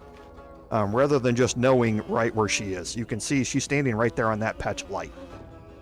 But like I say, for all of you playing the game, I'm going to point it out. It's a way for you to utilize the game mechanics in a video game to do something, again, you wouldn't be able to do inside tabletop. But she's right there, so if you wanted to shoot an arrow of lightning at that particular point, it's going to cause damage to her. And she's going to have to make a save to stay invisible or not. So you certainly can try and kill her before she takes off, if you would like. However, you don't have to. What I'm going to do is focus more on getting my characters inside of the tea house here, so I can focus on the red caps, because the red caps hit hard, and they also have spellcasters with them that can cast some fairly debilitating spells here. So yes, exactly, like Big Lou, like the Path of Thorns, or your your Writhing Vines spells and things like that, to discover them in particular areas. So I don't particularly like this, but I get it that it's a game mechanic that lets you know where you can and cannot move. I mean, I get that, but it's a little bit exploitive when you're dealing with invisibility. So for Astarion, I'm going to check my detection cones. There is a detection cone from Auntie Ethel here, which you can't see. And if I look at my ranged attack, they're well out of range. So it doesn't matter if I go into hiding or not, I am not going to be able to get that sneak attack. However, because you saw previously, I can't have disadvantage against a target. And because I'm going to be outside of normal range, I'm not going to have that option for it anyway. So I'm going to get off a ranged attack with Astarion, and I am going to utilize my Arrow of Lightning because it's AoE damage here that I'm going to be able to get on all of them. But before I do that, I'm going to Cunning Action Dash, and then I'm going to use my Arrow of Lightning here. And I want to kind of make sure I've got this placed right where I want it.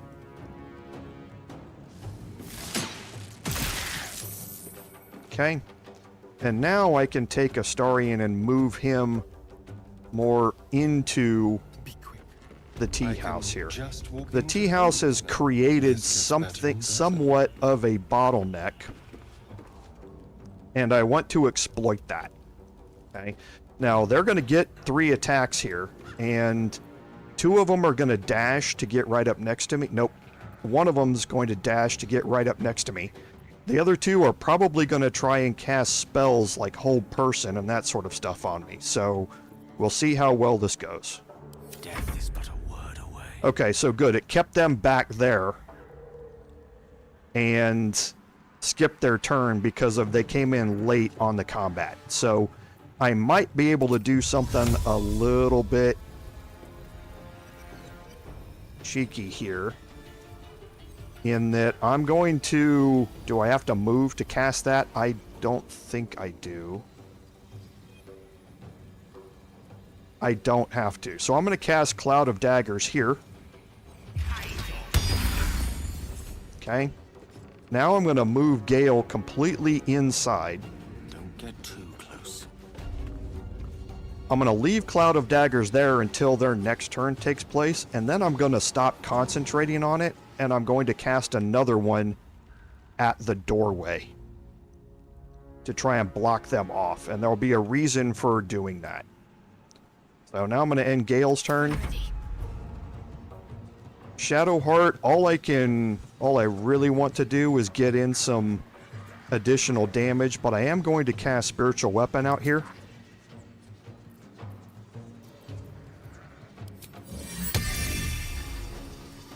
And I'm going to cast it right outside of Cloud of Daggers and hope. There's no way for me to really know exactly how far out Cloud of Daggers goes because that outline is kind of iffy. I'm going to try and cast it here. Okay, good. So it did not take any damage from Cloud of Daggers. And I can still get off a Guiding Bolt here. And I want to concentrate on the sages. Critical miss. Of course, had to roll another one. And now I'm going to move her into the tea house as well. I'm on my feet.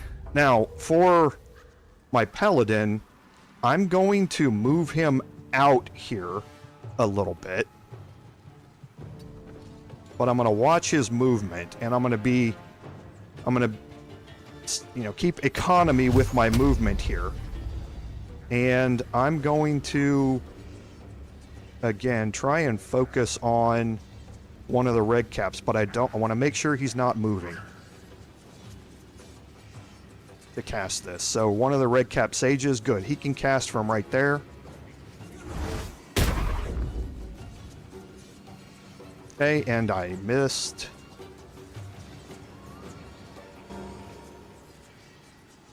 So now I am not going to keep him out there, though. I'm going to move him These boots have seen everything. into the tea house so that we're out of line of sight here as best we can be. Now they're going to dash to try and get up here, and we'll see how this works as the turns go on.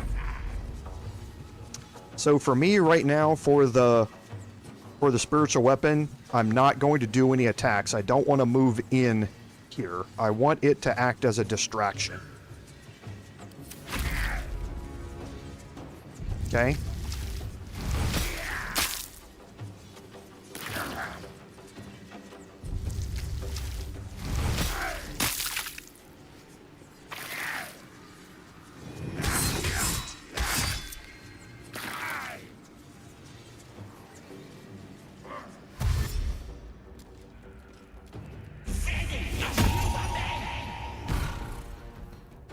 Enjoy playing with your new friends. Bye-bye. I can't have gone far. And that's what I mean by you don't have to worry about Auntie Ethel. On her second turn, she's going to leave the area, so you don't have to worry about her. But her red caps are going to stay.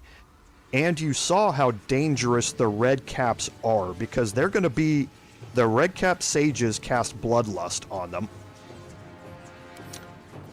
If you examine them, Bloodlust means that they can attack 3 times, and if they manage to kill you, they regain 3d6 hit points.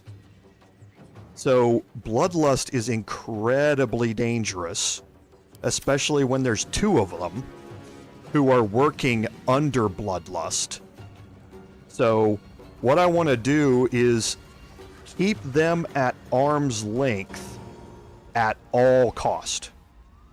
Okay, I do not want them to get within melee range of my characters with an attack action still available to them. Okay, now I'm not going to have advantage on any of these. The targets are going to be outside of normal range for the most part here. I can actually get a shot here though, and I'm pretty sure my firebolt's going to have the same. It's a little bit higher chance to hit. Okay, but it did miss. And I'm going to move Astarion back a little ways here.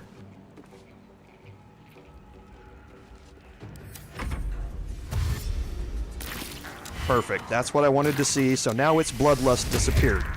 So both of them lost their bloodlust because the sages walked into the cloud of daggers. I didn't expect them to be that stupid, honestly, for them to move backwards out of it and then try and move forward through it. I expected them to all try and move out, and that's why I wanted to have the spiritual weapon there, was to try and stop them a little bit, or to get an opportunity attack as they passed by. So now with Gale here, again, I'm going to move Gale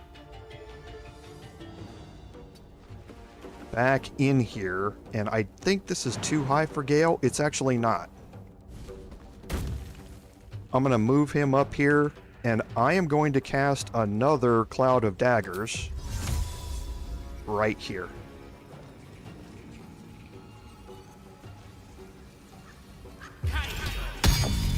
Okay. And now I will move him back out of the way.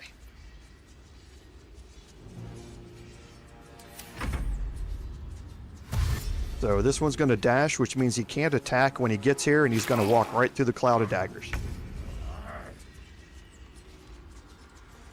So now with 7 hit points left, I do have some options here. I could cast another spiritual weapon out here because I'm not as worried about my action economy anymore. Because I am going to end up taking a long rest after this, since I kind of played this out of order. So I can utilize all of my spells here if I want to go through this. But for now, I think what I'm going to do is just end this red cap here.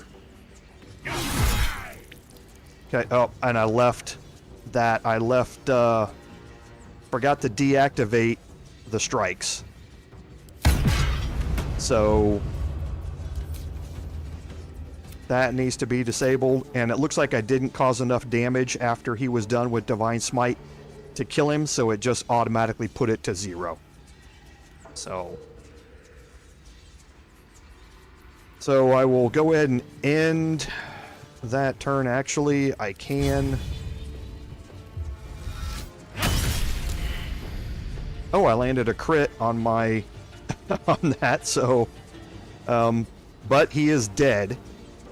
So actually he's not dead. So I might as well go ahead and use that Divine Smite and kill him.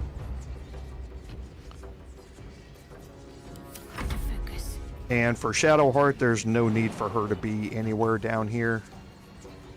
So I'll just move her up top and leave her up there. Astarion, I doubt he's going to be able to get a hit here.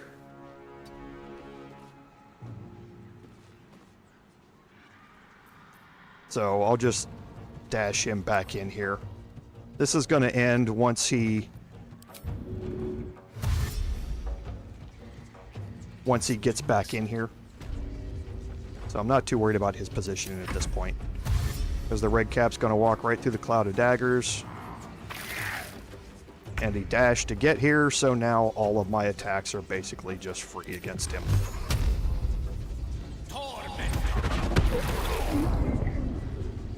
Okay, so he's got 1 HP left. Yep. So it doesn't really matter what happens here, because I still do have a Paladin sitting right next to him.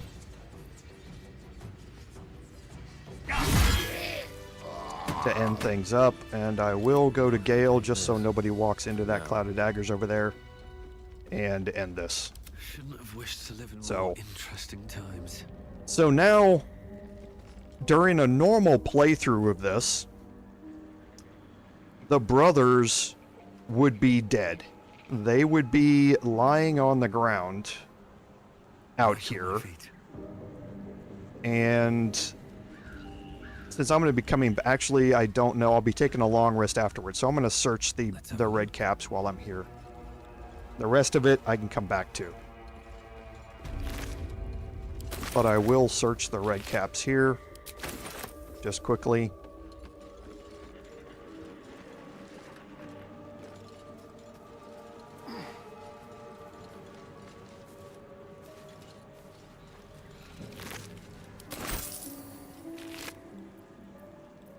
Okay, and we got a whole person scroll for Gale. That's nice. So normally, what you would see is down here, you would find the brothers' bodies. And they have been killed by the Redcaps. And you can cast Speak with the Dead on them, and they will let you know that the Redcaps killed them. And they would also let you know that the sheep that were wandering around are actually Redcaps in disguise. So it's an easy way to kind of find out that there's more going on if you don't pass that DC 20 perception check at the start. Okay, so before you even get up there, you would know by talking to them that something's really wrong here. It's not right. But now, because we knocked the brothers out, the Redcaps are no longer around, and we killed the Redcaps, they're no longer around to kill the brothers. Now, the cutscene with Mayrina was obviously a little bugged. It played twice, and I told her that I knocked them out, but they're not dead, and she still reacted as if they were dead. She would react that way if I told her that the brothers were dead. If I found them out here and then I broke the bad news to her, she would react that same way. So, like I say, I don't think the game was originally intended or scripted to save the brothers. I think they were always meant to die here.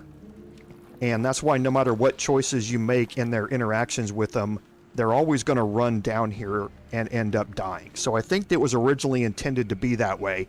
And if you do it this different way, it's kind of a little buggy. So I don't think knocking them out is going to have any effect here. I don't think that they're going to show up in Act 3 with Mayrina, where you, spoiler alert, will meet Mayrina again in Act 3. I don't think her brothers are going to be there. But we'll see how this plays out. We're also going to do one more encounter here, and this is probably going to go very, very badly. Lost in thought. Let's get going. But we will see how this plays out. And this is something else that I have never done either. So we're doing a whole lot of never dones on this playthrough.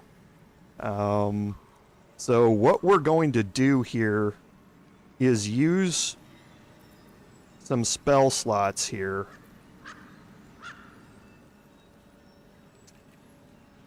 to cast Shield of Faith on myself. And then we're going to take a short rest to get that spell slot back so that we have another Divine Smite going into this, or another spell slot going into this. Because this is probably going to end up being bad.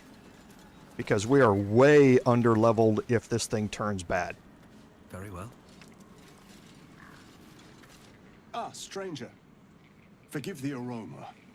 You catch a waft of something foul, metallic, and sickly sweet. Powdered iron vine. An old hunter's trick. Most monsters will think twice before making a meal of me. You're a monster hunter. I'm surprised. I thought all Ger were vagrant cutthroats.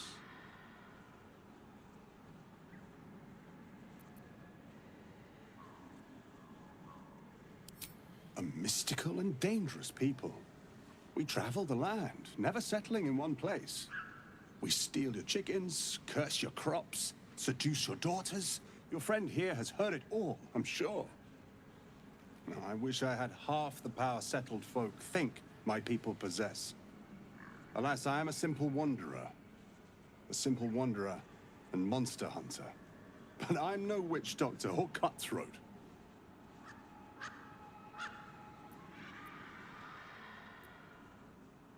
Something terrifying, no doubt. Dragon? Cyclops? Kobold? Nothing so dramatic. I'm hunting for a vampire spawn. I fear he's gone to ground. I hope the hag of these lands can help me flush him out. If I can afford her blood price. A vampire spawn? Why?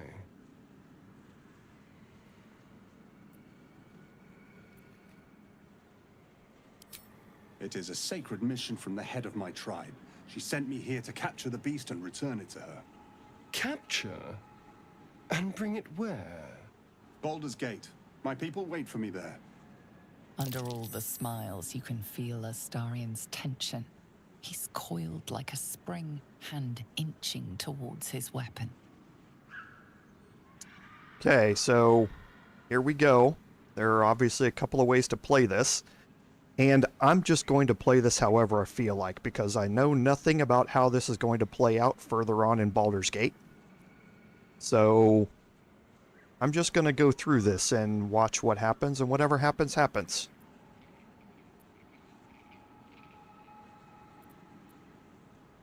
I've crossed paths with your people before, you know.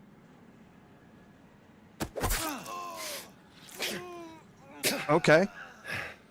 It wasn't a good experience.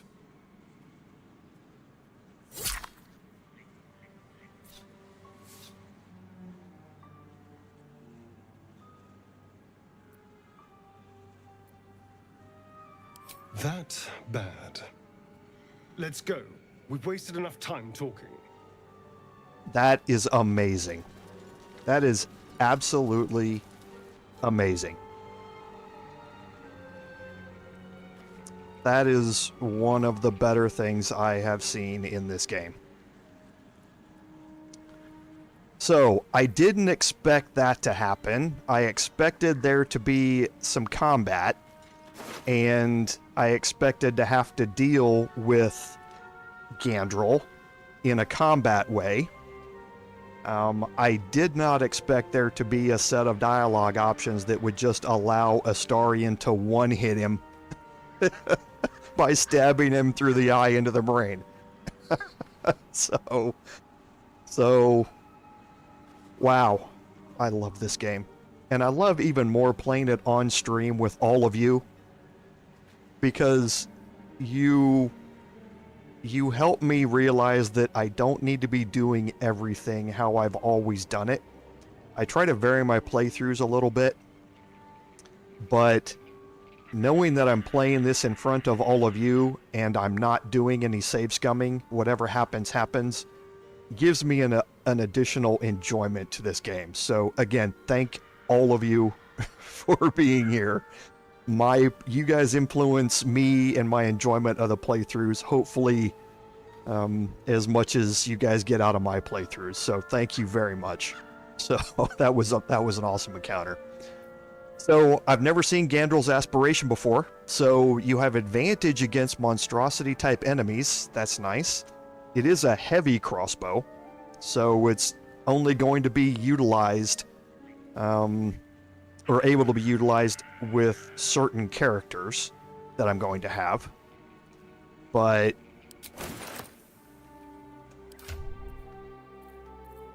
here I've got the hunting shortbow right now. The hunting shortbow can be used by multiple characters. So I'm going to shift that over to Shadowheart, and I'm going to take Gandrel's Aspiration here because I am obviously proficient with it. So that gets me a heavy crossbow, which is again 1d10 plus 1. It's a plus 1 weapon, and it also gives me advantage against monstrosities, which is going to be very helpful as we continue to go through this. I neglected to talk about Fleet Fingers that we picked up out of the hidden goblin cache chest. So once per turn after you dash or take a similar action, you can jump without using a bonus action.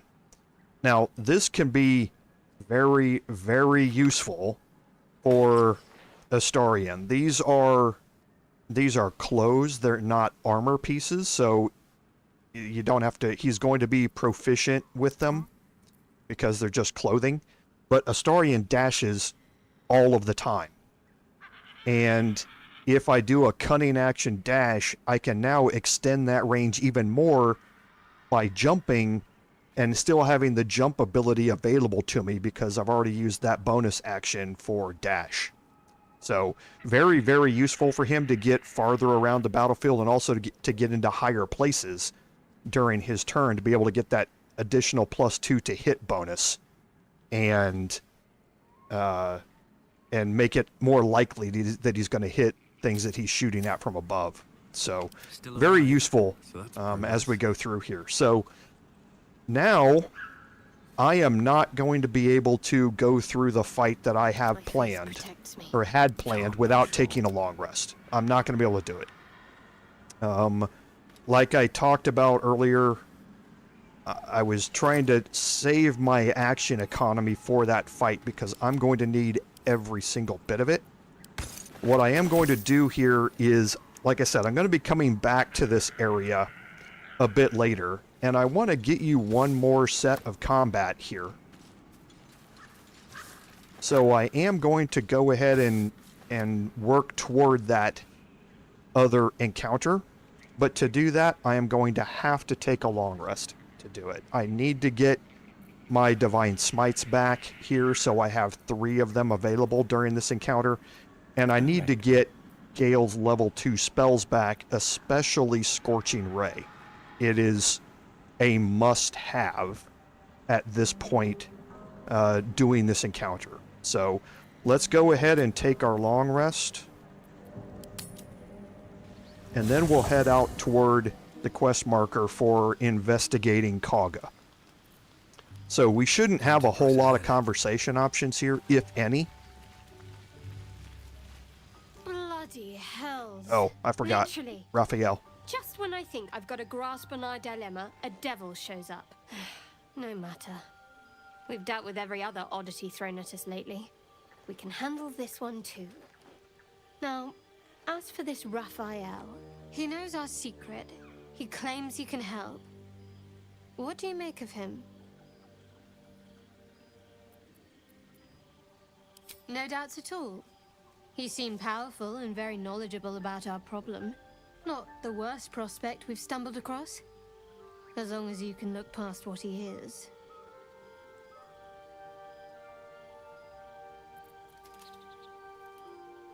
Good.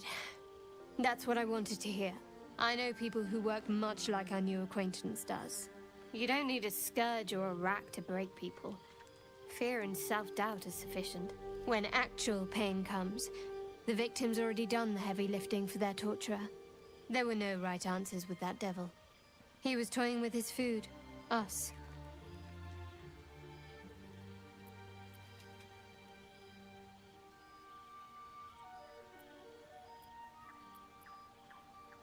Aren't you glad that I am?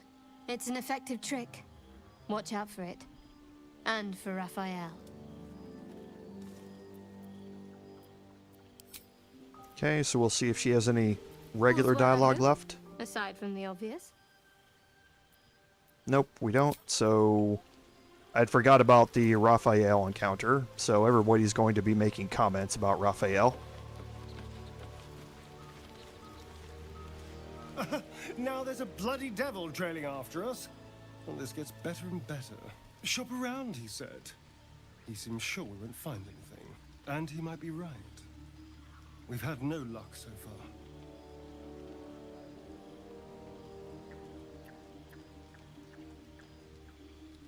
Maybe. But all that, take your time, I'll wait nonsense. He's playing with us. He reminds me of, well, someone I used to know. Someone who liked to play with people. You're a warlock. You understand how dangerous the wrong deal can be.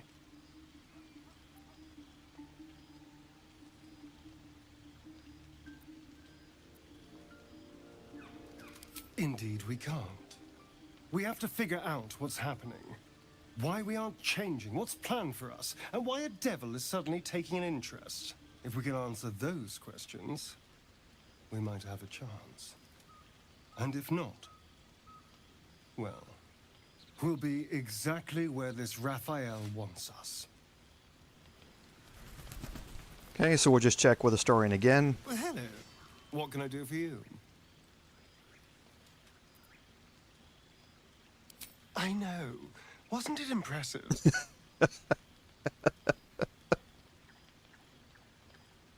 I've told you, I said this on yesterday's live stream. The voice actor for Astarion,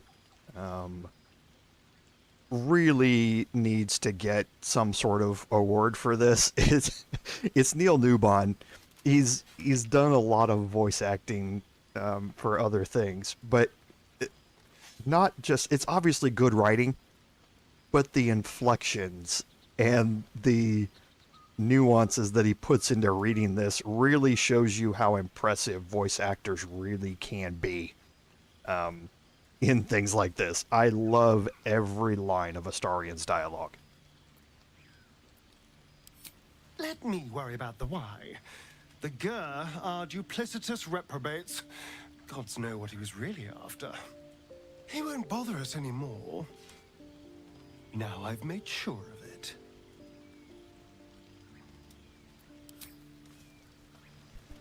Okay, so we'll go over to Lae'zel here. This devil Raphael flaunts his paltry wings as if he wants to impress us. You saw the red dragon slaying his infernal kin above hell's fires, did you not? Next to a dragon, the devil's a gnat. When I am Kithrak, I will take my queen Vlaakith his head as a trophy.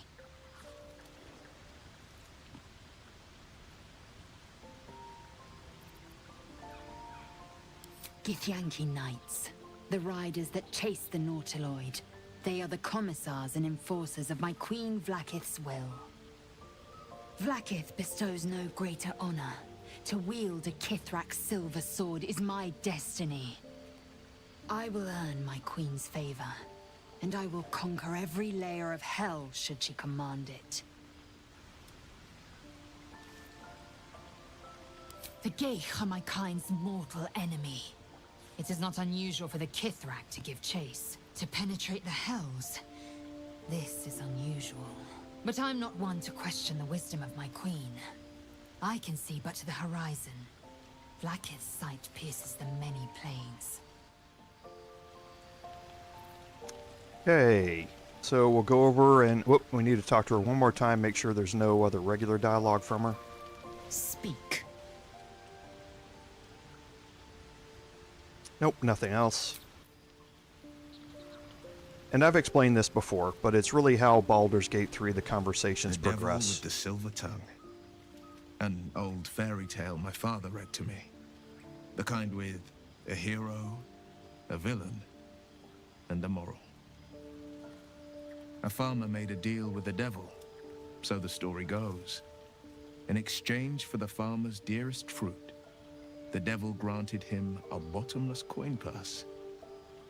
The farmer's dearest fruit, naturally, was no apple nor peach, but his beloved daughter.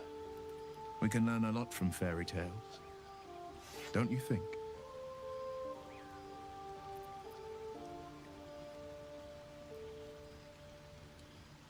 Refuse him no matter how tempting the offer, no matter how delicious the feast he lays out for you. The cost's always too great.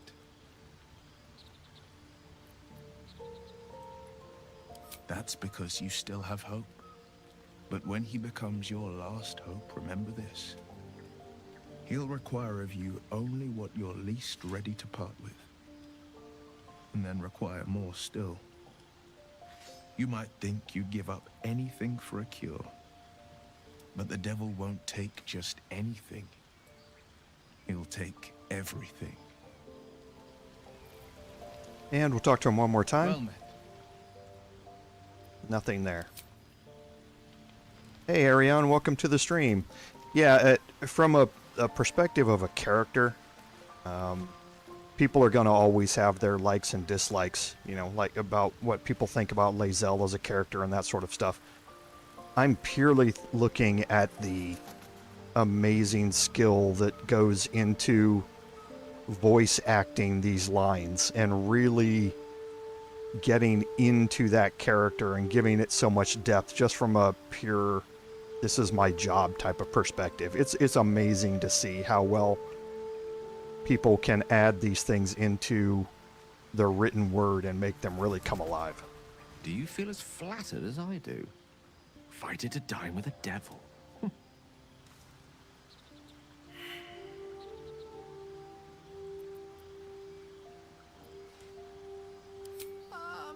I'm never met a devil, but of course I've read a great deal about them. Even feigning a mortal form, it was easy to detect the whiff of sulfur about him. To spot the flicker of hellfire in his eyes. Don't let his bluster fool you. All that talk of desperation merely illustrates his own. I think he wants something from us, badly. And in that knowledge lies our opportunity.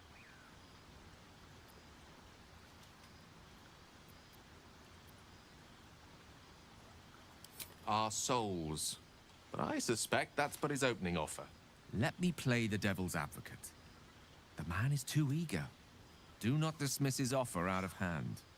If there's one quality all the denizens of the hells embody, it's ambition.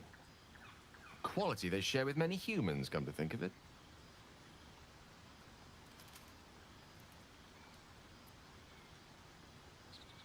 Admittedly, it's an area in which I have a modicum of expertise. And, based on the evidence before us, it's hard to imagine any other motivation. Fact one, there's something very strange and very powerful about our tadpoles. Fact two, a devil offers to take it away. Devils aren't known to aid mortals out of simple kindness. Whatever Raphael wants, we must be the key to getting it, along with our tadpoles. So, we say for now, we wait. If I'm right, Raphael will seek us out again, and when he does, there's a mighty bargain to be made. Remember his Cormyrean rhyme? Down came the claw. Perhaps we should start growing our nails. Okay, and one more time. Go ahead. I'm listening. And nothing there. Okay, so we are going to go ahead and take our long rest. And yes, I've seen a couple of the comments. We are going to get an experience here after we go to bed.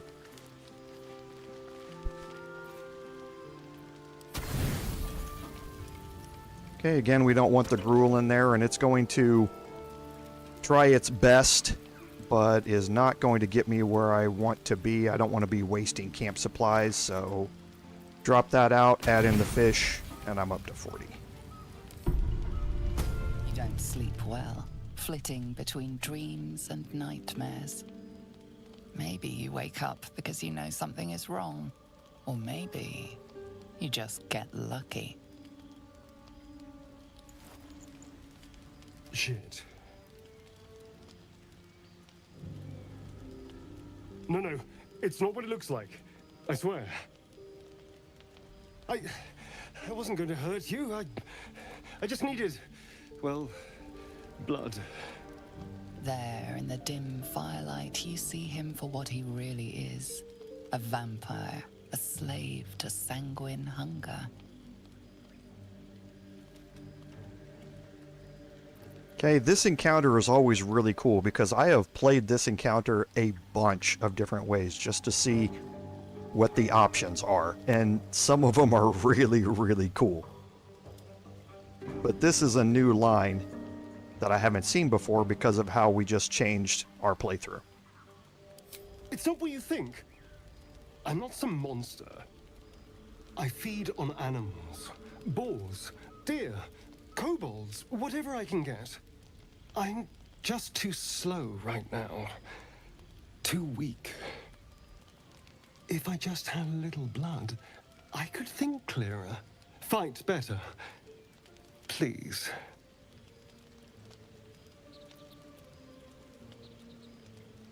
At best, I was sure you'd say no. More likely, you'd ram a stake through my ribs. No. I needed you to trust me. And you can trust me.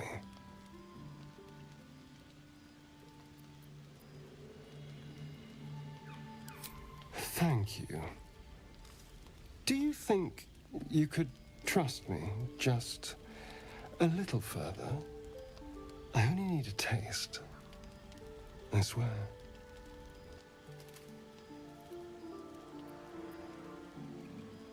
Really? Of course. Not one drop more. Let's make ourselves comfortable, shall we?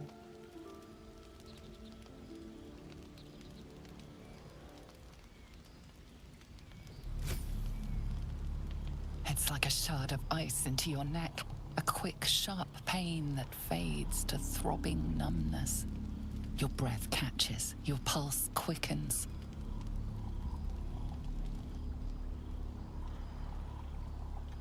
Okay, so you're left with some choices here on how to play this out. So you can actually kill Astarion during this encounter. However, Astarion can also kill you during this encounter. You have a persuasion check and a strength check. My persuasion skill, because of my charisma and my paladin proficiency, is going to be the easier way for me to go here. However, the difficulty class is only 5 right now. So the only way I can fail this is with a natural 1. However, the longer you let him go, if you fail this check and you just let him continue, the difficulty class gets higher and higher, and after 3 of these, you will die. He just won't stop. He would just suck all the blood out of your body, and you will wake up the next day and you will be dead. And you will have to get a revive to bring you back into the game. It's actually pretty comical to see, because everyone will be wondering, whoa, one of our party members is dead. How did that happen? And Astarion will be playing innocent about the whole thing until you get revived. It's pretty funny to watch.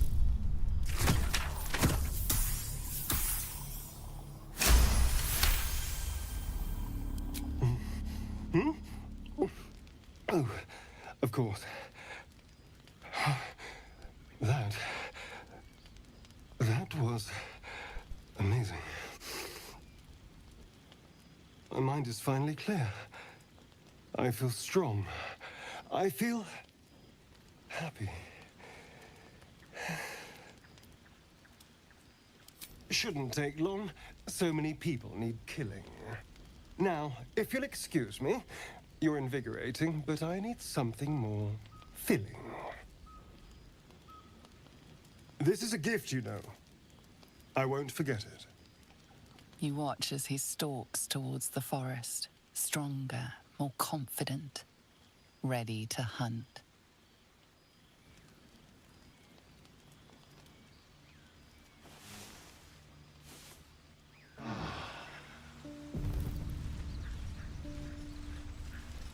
Okay, now you wake up and you are affected by a condition here, the bloodless condition. However, thanks to us exploring through the Druid's Enclave, we have the Amulet of Sylvanas that we picked up off the beach. I'm ready. So we can cast Lesser Restoration. No time for Danny.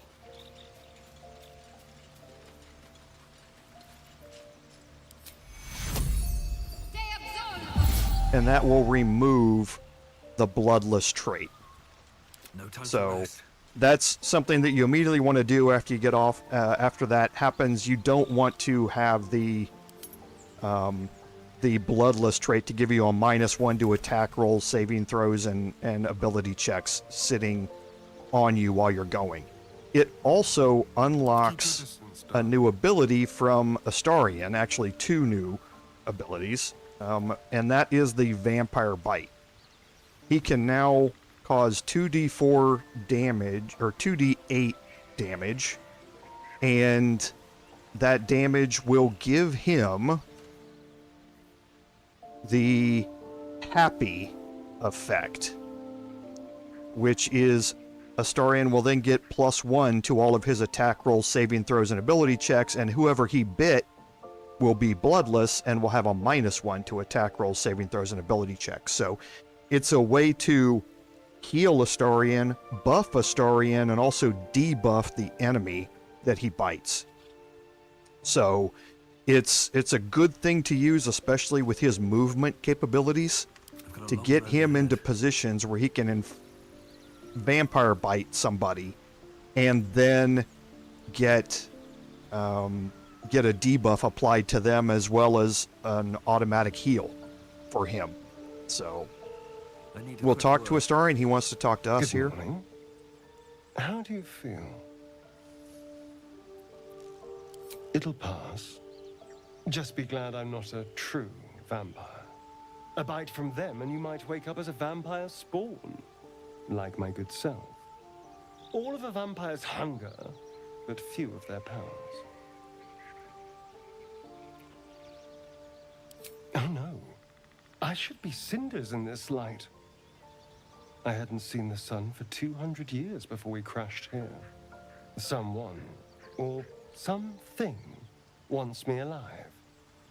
They've changed the rules. Standing in the sun, wading through a river, wandering into homes without an invitation. They're all perfectly mundane activities now. As for my other quirks, well, we can figure those out in time.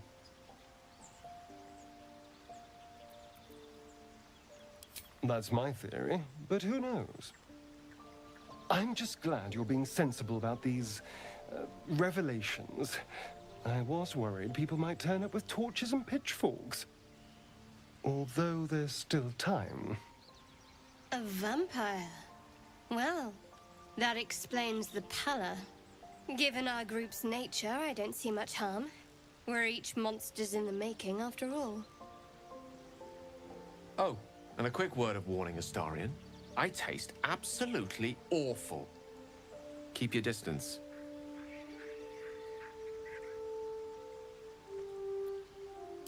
Quite the opposite.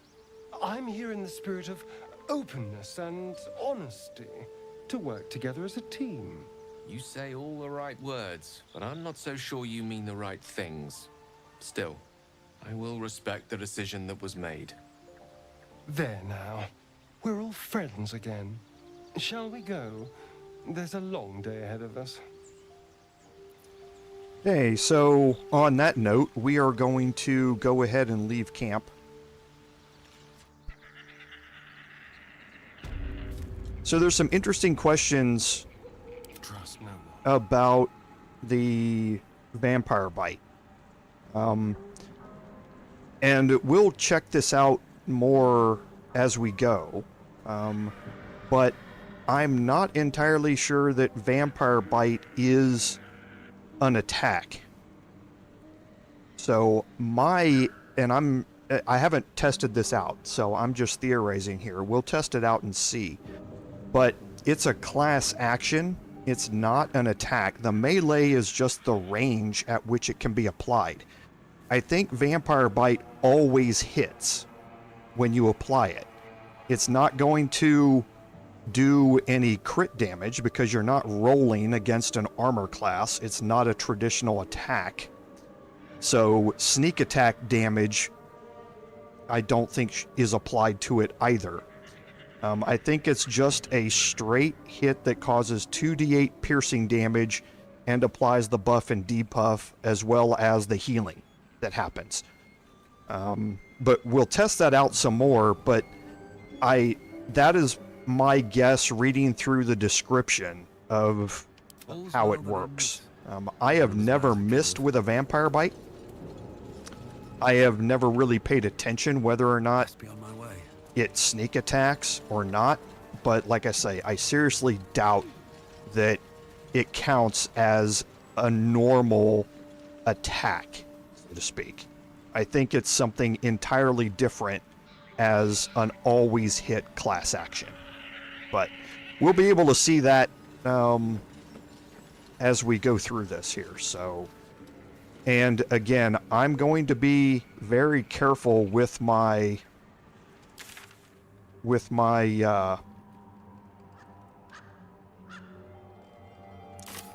action economy here.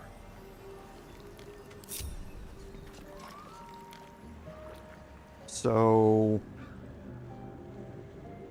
I'm actually going to group everybody up and not go out. No, yeah, this is the way I came in. I'm just going to be careful with my action economy here. I don't want anybody to get hit by these spike traps. So I'm just going to walk everybody across individually. Got to keep moving. How delicious. Quite ready for you. forthwith. Because again, I simply hate the pathing that happens sometimes in this game. No one stopped me yet. Need to find a way forward. So what we are going to do though is head back so that we can start making our way into a new direction here, and that means we're going to have to head over this way as we're traveling. So let's go ahead and continue to make our way back, and like I say, we're going to come back and explore all of this area in much more detail, but I do want to get one more bit of combat in here for all of you and really do what I said I was going to do at the start of this. I wonder what the next move is.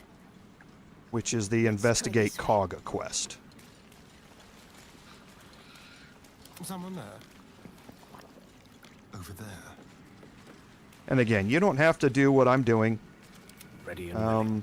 The chances of them walking out here and trying to stay in formation and triggering those traps is relatively small. Still breathing. However, since I'm playing live here and I'm not going to be at the ready. Restarting anything, I really don't want to waste any time here going through this. So I'm just being a little bit extra careful as I go through this.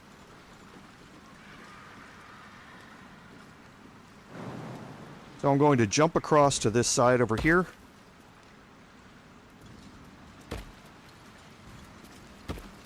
Make my way over here.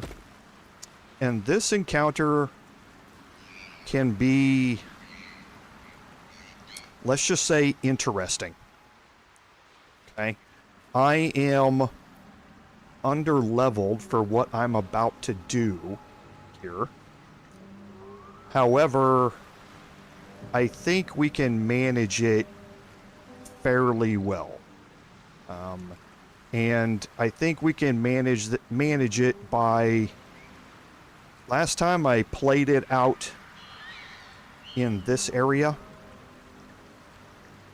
And I think I want to go ahead and play it out that way again. So I'm going to put everybody into hiding. I'm going to toggle the group and I'm going to bring Astarion out here, with the hope that Astarion is going to roll well enough here on initiative.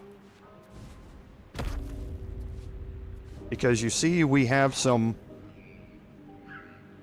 enemies that are out here right now, and they are patrolling around. So we have ancient mud Mephits. And that's why you don't want to venture too far into here. The ancient mud Mephits are not very high hit points. They're only 4 hit points. However, there are 2 problems with them. One, the ancient mud Mephits can summon additional mud Mephits. Things can get really out of hand really quickly with mud Mephit spawns. So if you're not focusing them to get rid of them, like I say, you can get really quickly overwhelmed. The second thing is that when mud Mephits die, they explode, and they explode with a burst of mud that causes damage, and that mud also puts you in the middle of difficult terrain and coats you with mud for a turn, which makes it you have penalties to your attacks and to your movement. So letting them get close to you can also be a fairly bad thing. So what I'm going to do here is I'm going to trigger the combat against this mud Mephit here. So I'm going to let him come back. I'm going to find out the exact extent of where his detection cone reaches on his patrol. So right here is the closest I can move Astarion up. And I'm going to get ready to see if I can sneak attack this mud Mephit. I might not be able to sneak attack him because of the range. He might stay out of range. And if that's the case, I'll just initiate with a regular attack. But for now, yeah, he's going to be out of range, it looks like. So I'm just going to initiate this with a regular attack.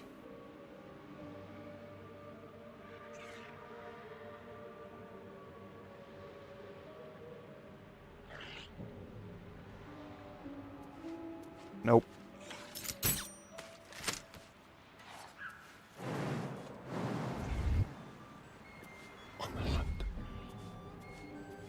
So I'm going to have to move up and take this attack no matter how I do it.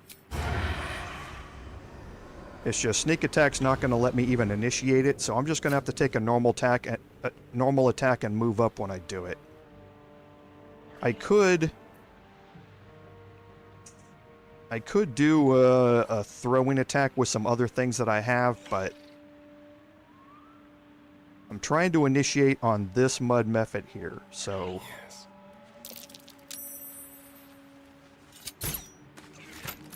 Yep. And since he's constantly moving, it's going to be a difficult one to hit. So I think I'm just going to let him see me and initiate it that way.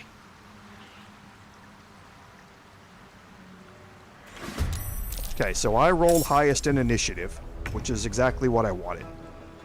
So now I can see his detection cone, so I can move back just a little bit. I can go into hiding. What's my range like? Target's outside of normal range, so I'm not going to be able to sneak attack him anyway. So let's just go ahead and take the offsetting advantages from initiative. Make it hurt. Okay, and now we're going to move back here.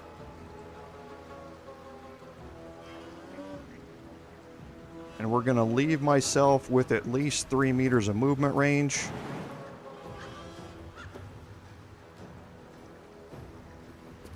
And I want this jump to jump back across here. Okay. And now what I'm going to do with Gale, I'm going to lay a cloud of daggers right in here.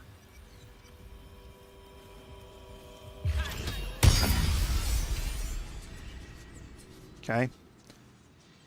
Now, that cloud of daggers is going to keep ticking, so I'm going to put Gale in turn-based mode, so it does not tick down. And then I can, once these Mephits take their next turn, then I can deal with it once they all get into combat. Let's turn someone So I'm going to end Astarion's turn.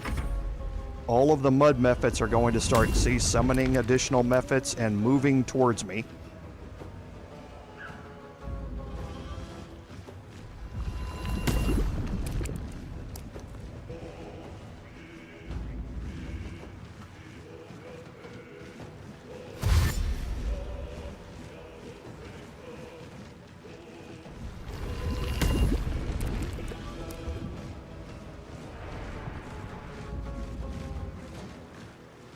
And see, this is what I mean by things can get very quickly out of hand here.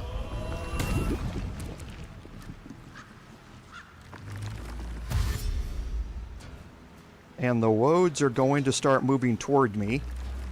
They're going to be hampered by the terrain that they are on.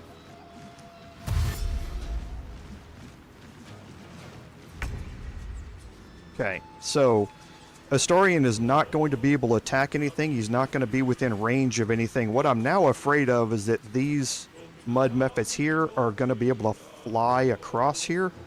I don't know if they have the range to fly from here over to here or not. We will quickly find out if that's the case. But let's, I guess, go to Gale and see if any of them are in range. They are. So I can initiate Gale into the combat from here. Now, I'm not going to be able to cause enough damage with Magic Missile to kill one of them. However, I might be able to do it with Ice Knife.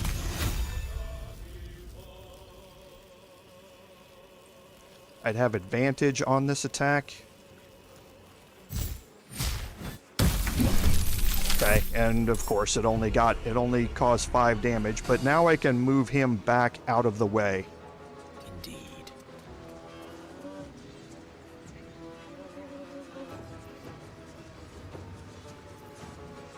Okay, so for my Paladin, I'm not going to worry about bringing him into combat yet. My Eldritch Blast, I don't know if it will be able to reach him or not.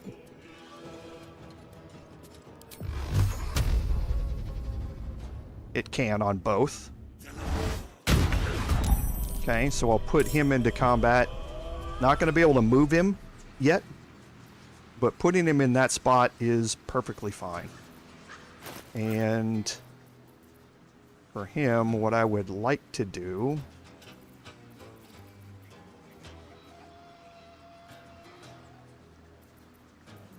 while he's awaiting his turn,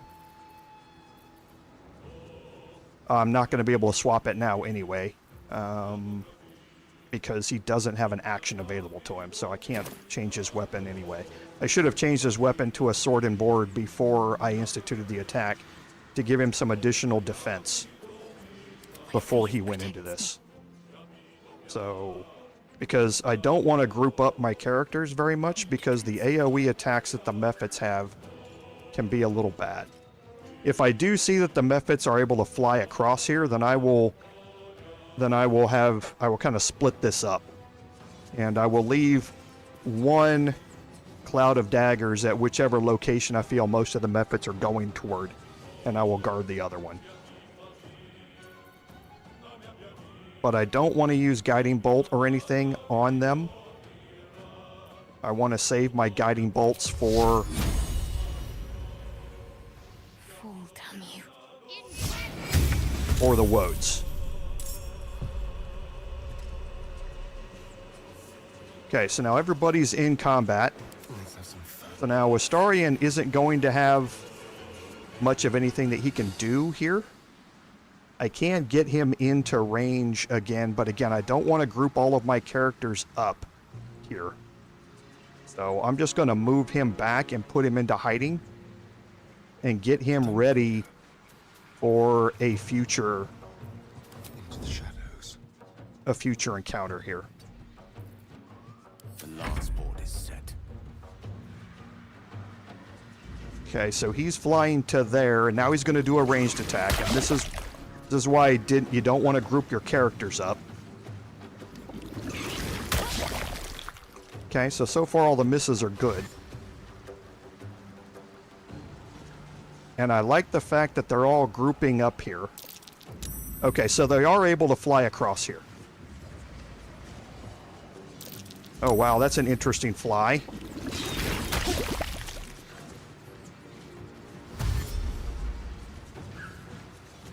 Okay, that was what I expected them to do.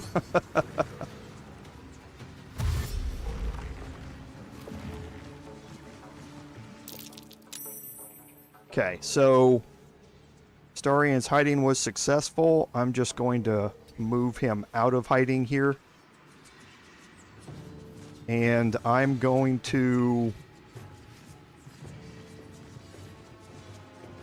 see what I want to attack here. So if I attack this young mud Mephit, he's going to explode, so I don't want to have that happen yet. So I think I'm going to implement a sneak attack against this mud Mephit, the ancient one here. Perfect. Got rid of him. So I'm going to go into hiding again here. What should I do? End his turn. Now Shadowheart, I'm going to move her back and out of the way. On my way. And I'm going to bring in Spiritual Weapon here.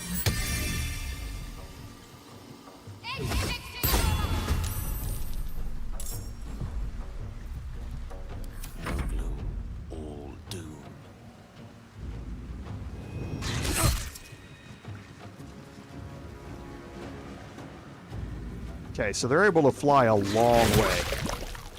Luckily, they've missed all of their mud flinging. So here, I'm going to start working on taking some of them out. However, my Paladin is just going to have to absorb some damage here. He's just going to have to deal with the fact. But I do want to take out this mud Mephit, so I'm going to put 2 here and 1 here. Okay. So that took him out, which was really, really good. And it took out this one first, and that mud Mephit that was spawned from him disappeared. So if you can take out the ancient mud Mephits, then the young ones that they spawn disappear as well. So that's kind of the goal, is to take out the ancient ones prior to taking out the young ones.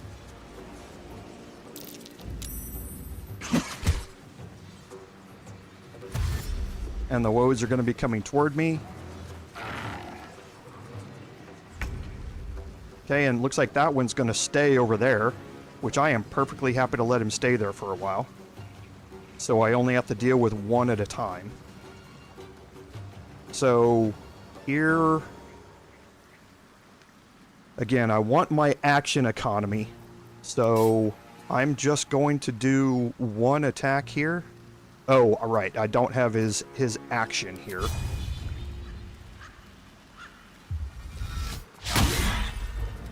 Okay, not a problem with that miss. Not too worried about it. So Astarion is still in hiding. Now with Astarion here,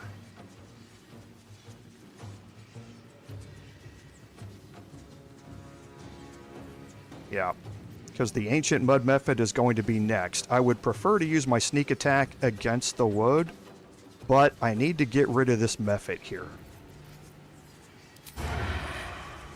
So hopefully between Shadowheart and I, we can do this. So let's move him where he's going to need to move and see if he can pass the hide check.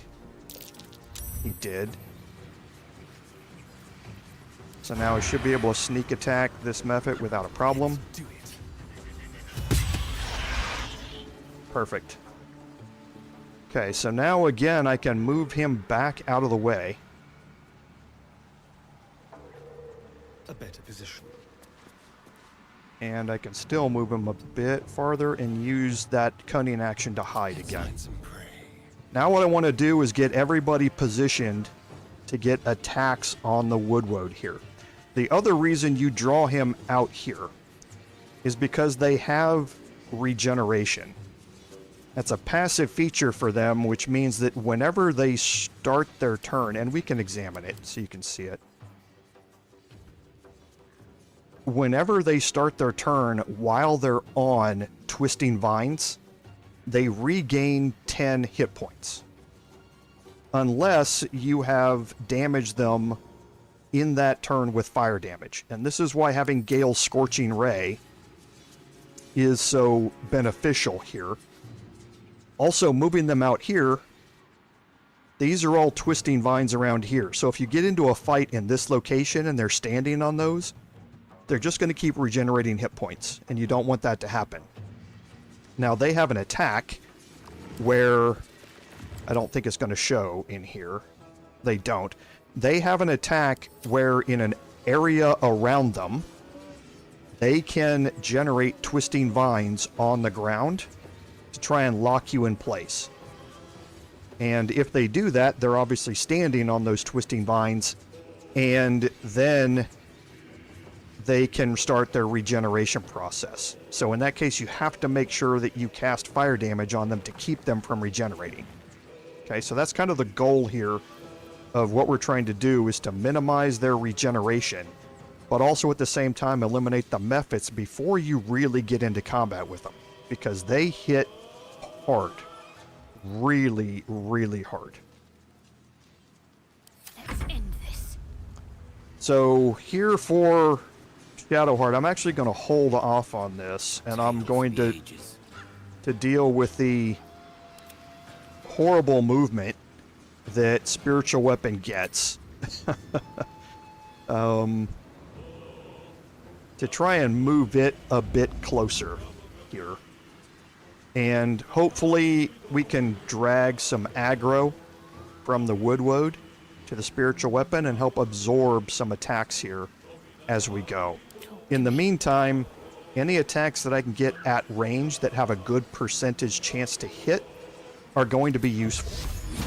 So a 50% chance to hit is not something that I want to deal with. So if I move up just a little bit, let's see if that improves any. It is not, simply because of the high defense that the Wood has. Now, it's just a regular attack roll for Guiding Bolt, and if you look at the armor class, they have an AC of 16.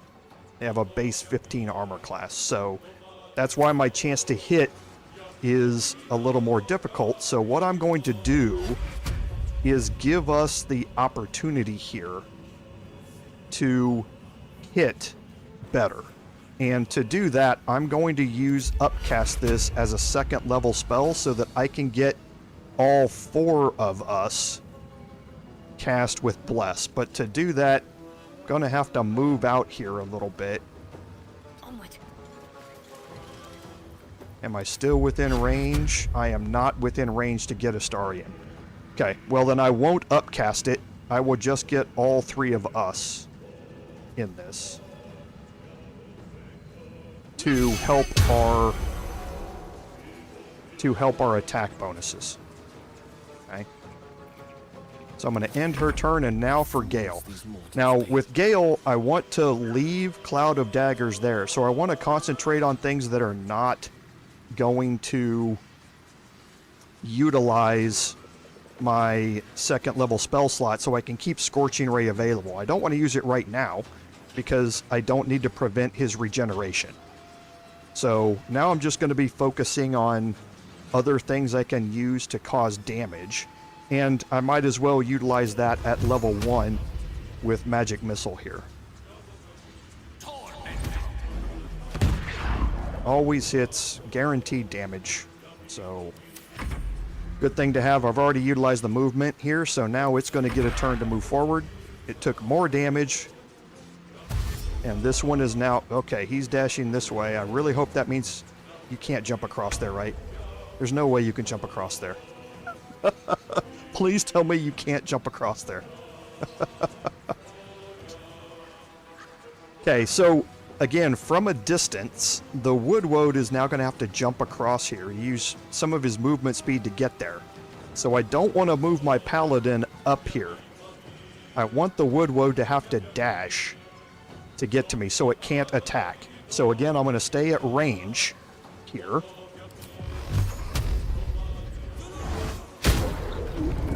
And do whatever attacks I have from range to deal with this. So I also need to remember that I've got... well, that won't really matter. They're not undead. So these are... What type of monsters are they? They're plants. Okay. So I am going to start dealing with Divine Favor once I get into range. So I think once I find out what the other Wood's going to do, then I'm going to cast Divine Favor to give me a damage boost. But for right now, I'm going to hold off on it. So now with Astarion, again, we're outside of the detection cone, which is good. So to get a sneak attack, I'm going to have to move right up to the edge of the detection cone here. I'm going to dash to do this, so I can then move backwards after I'm done.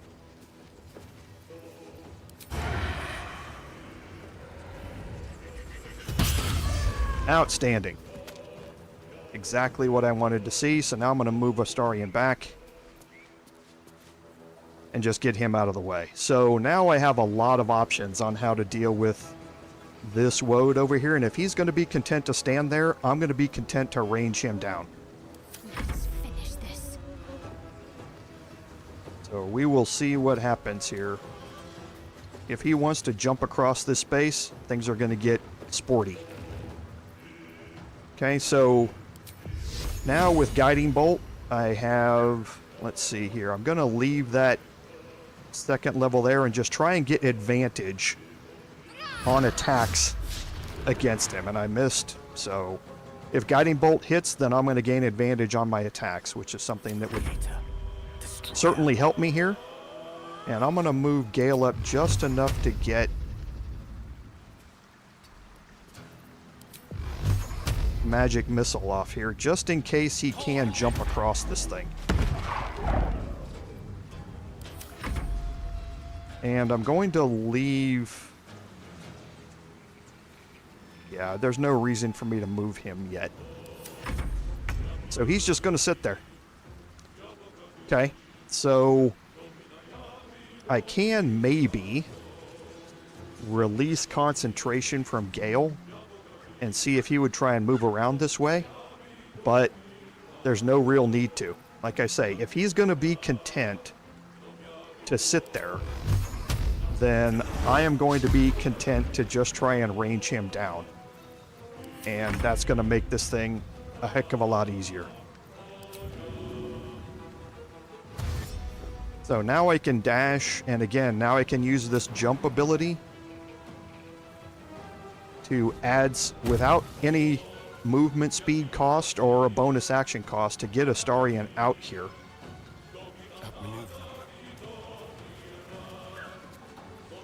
And get him ready for his ranged attacks coming up. Okay.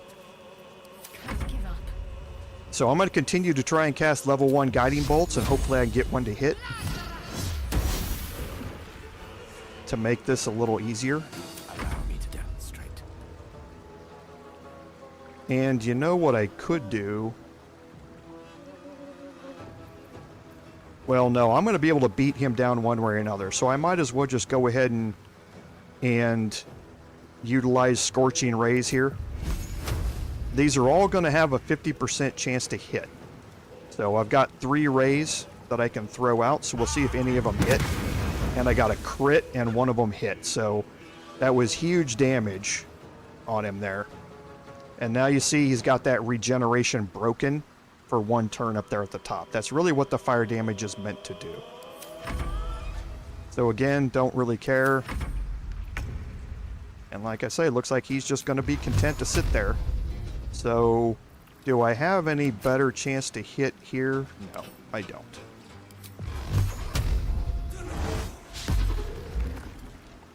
But he's just going to sit there. So, now with Astarion, I'm just outside the detection cone, but the target's just outside of normal range. So let's move in a little bit. Okay, so we're still outside of range. There he is. See if I can hide here. Nope, I wasn't able to. If I can get Astarion to hide, then I get advantage on that attack.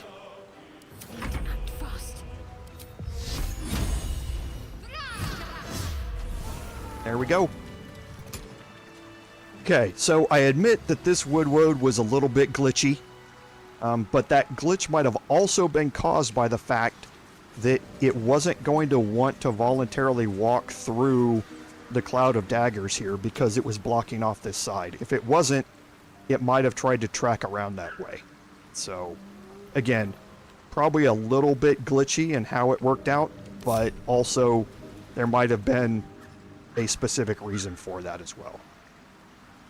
So now I've got some ancient mud Mephits that I can search here. And these have Mud Mephit wings, which are alchemical ingredients for poison resistance elixirs. So I'm going to split our group apart. I'm going to jump over here and search this one real quick.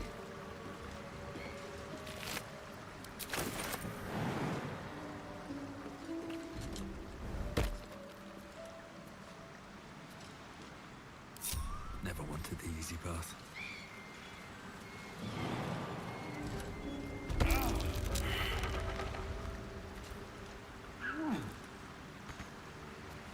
Okay, let's go. Thank you. So, more alchemical ingredients as well as some other things here, and the twisting vines are going to stay there, but you don't have to worry about them anymore. They're not going to cause any damage to you or anything like that. They're just going to immobilize you, just like web or anything else like that would. So we can do a little searching over here. We can go over and search this wood. Open up. And this one should have a shield. The wood shield. We'll pick this up and we'll quickly take a look at it. It's a shield that has the Woad's ensnaring strike ability on it. And if you look at that, your attack summons thorny vines that possibly ensnare your target. So this is one of those things where with a bonus action, you can use this in a short AoE area around you, in the melee AoE area around you. It creates those twisting vines and can lock targets in place. So if I want to, or if I have enemies that are all around Shadowheart, specifically like when I have Spirit Guardians active and that sort of stuff, you can try and lock those enemies in place utilizing something like that. And then move your Spirit Guardians around to cause more damage to them. So can be situationally very useful. Now again, I'm going to move my way around here, and I'm going to break my group here and take Astarion just because of his dex. He's got the higher chance to avoid the twisting vines. I'm going to walk him around here. And that seems to be Kagha's tree. And the Shadow Druid's mark. Okay, so now once you walk up to the tree, you find the wooden crevice.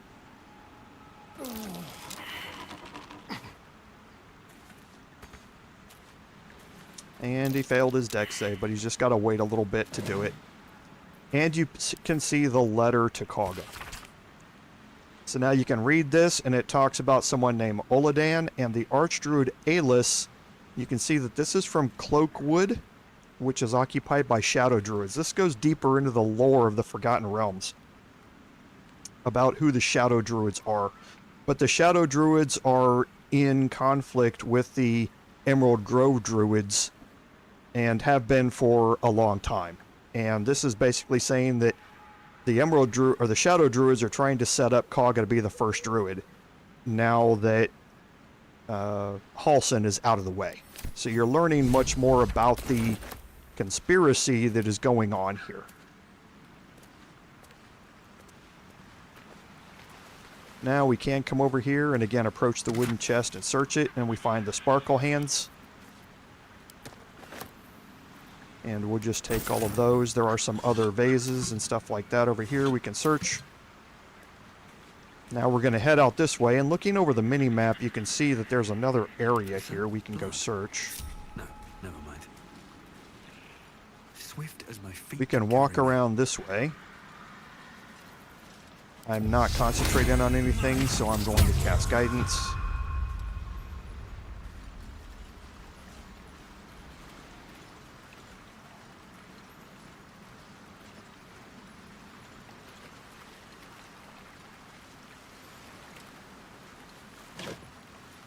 And we have a trapped disarm kit that can go to Astarion. So, again, on the Wood shield here, the Ensnaring Strike is a strength save against it. It's not an attack like a shield damage is.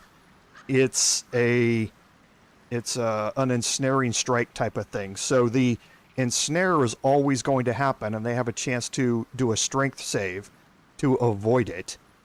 The damage caused by the shield is obviously your normal attack roll, but the ensnaring portion of it has nothing to do with whether the attack lands or not. It's based on whether they pass a strength save to avoid it.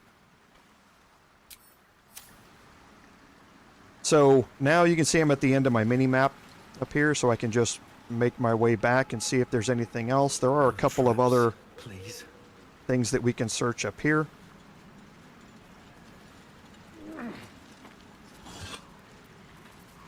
And I used a lot of my action economy during that turn but not enough that's going to dissuade me from doing something else without having to take a long rest.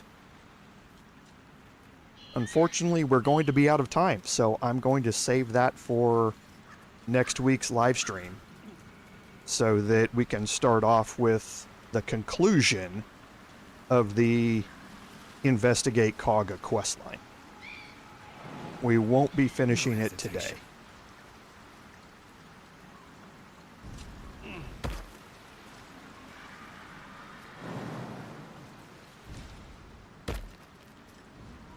Okay, what we are going to do is head back over this way, get one last little bit of exploration done for the day, and then we'll call it quits. So we're going to head over this way into this little campsite here. You can see we do have some blood everywhere. Someone wasn't as fortunate in their choice of campsite as us. We do have some regular camp supply items in here. Could have caused so much damage. So this was an attack by the red caps that we've already killed. They demolished this campsite here. So taking them out was definitely a good thing.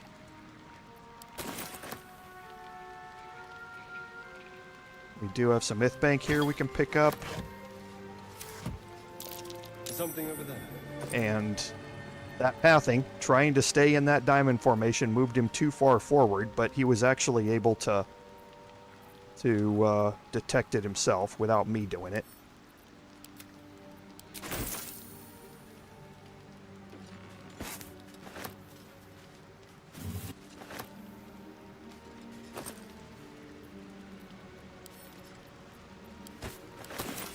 And we do have a dirt mound back here.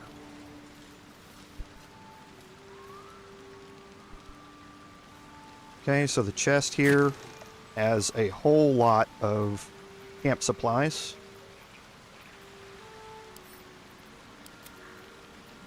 A scroll of featherfall, which can be very useful.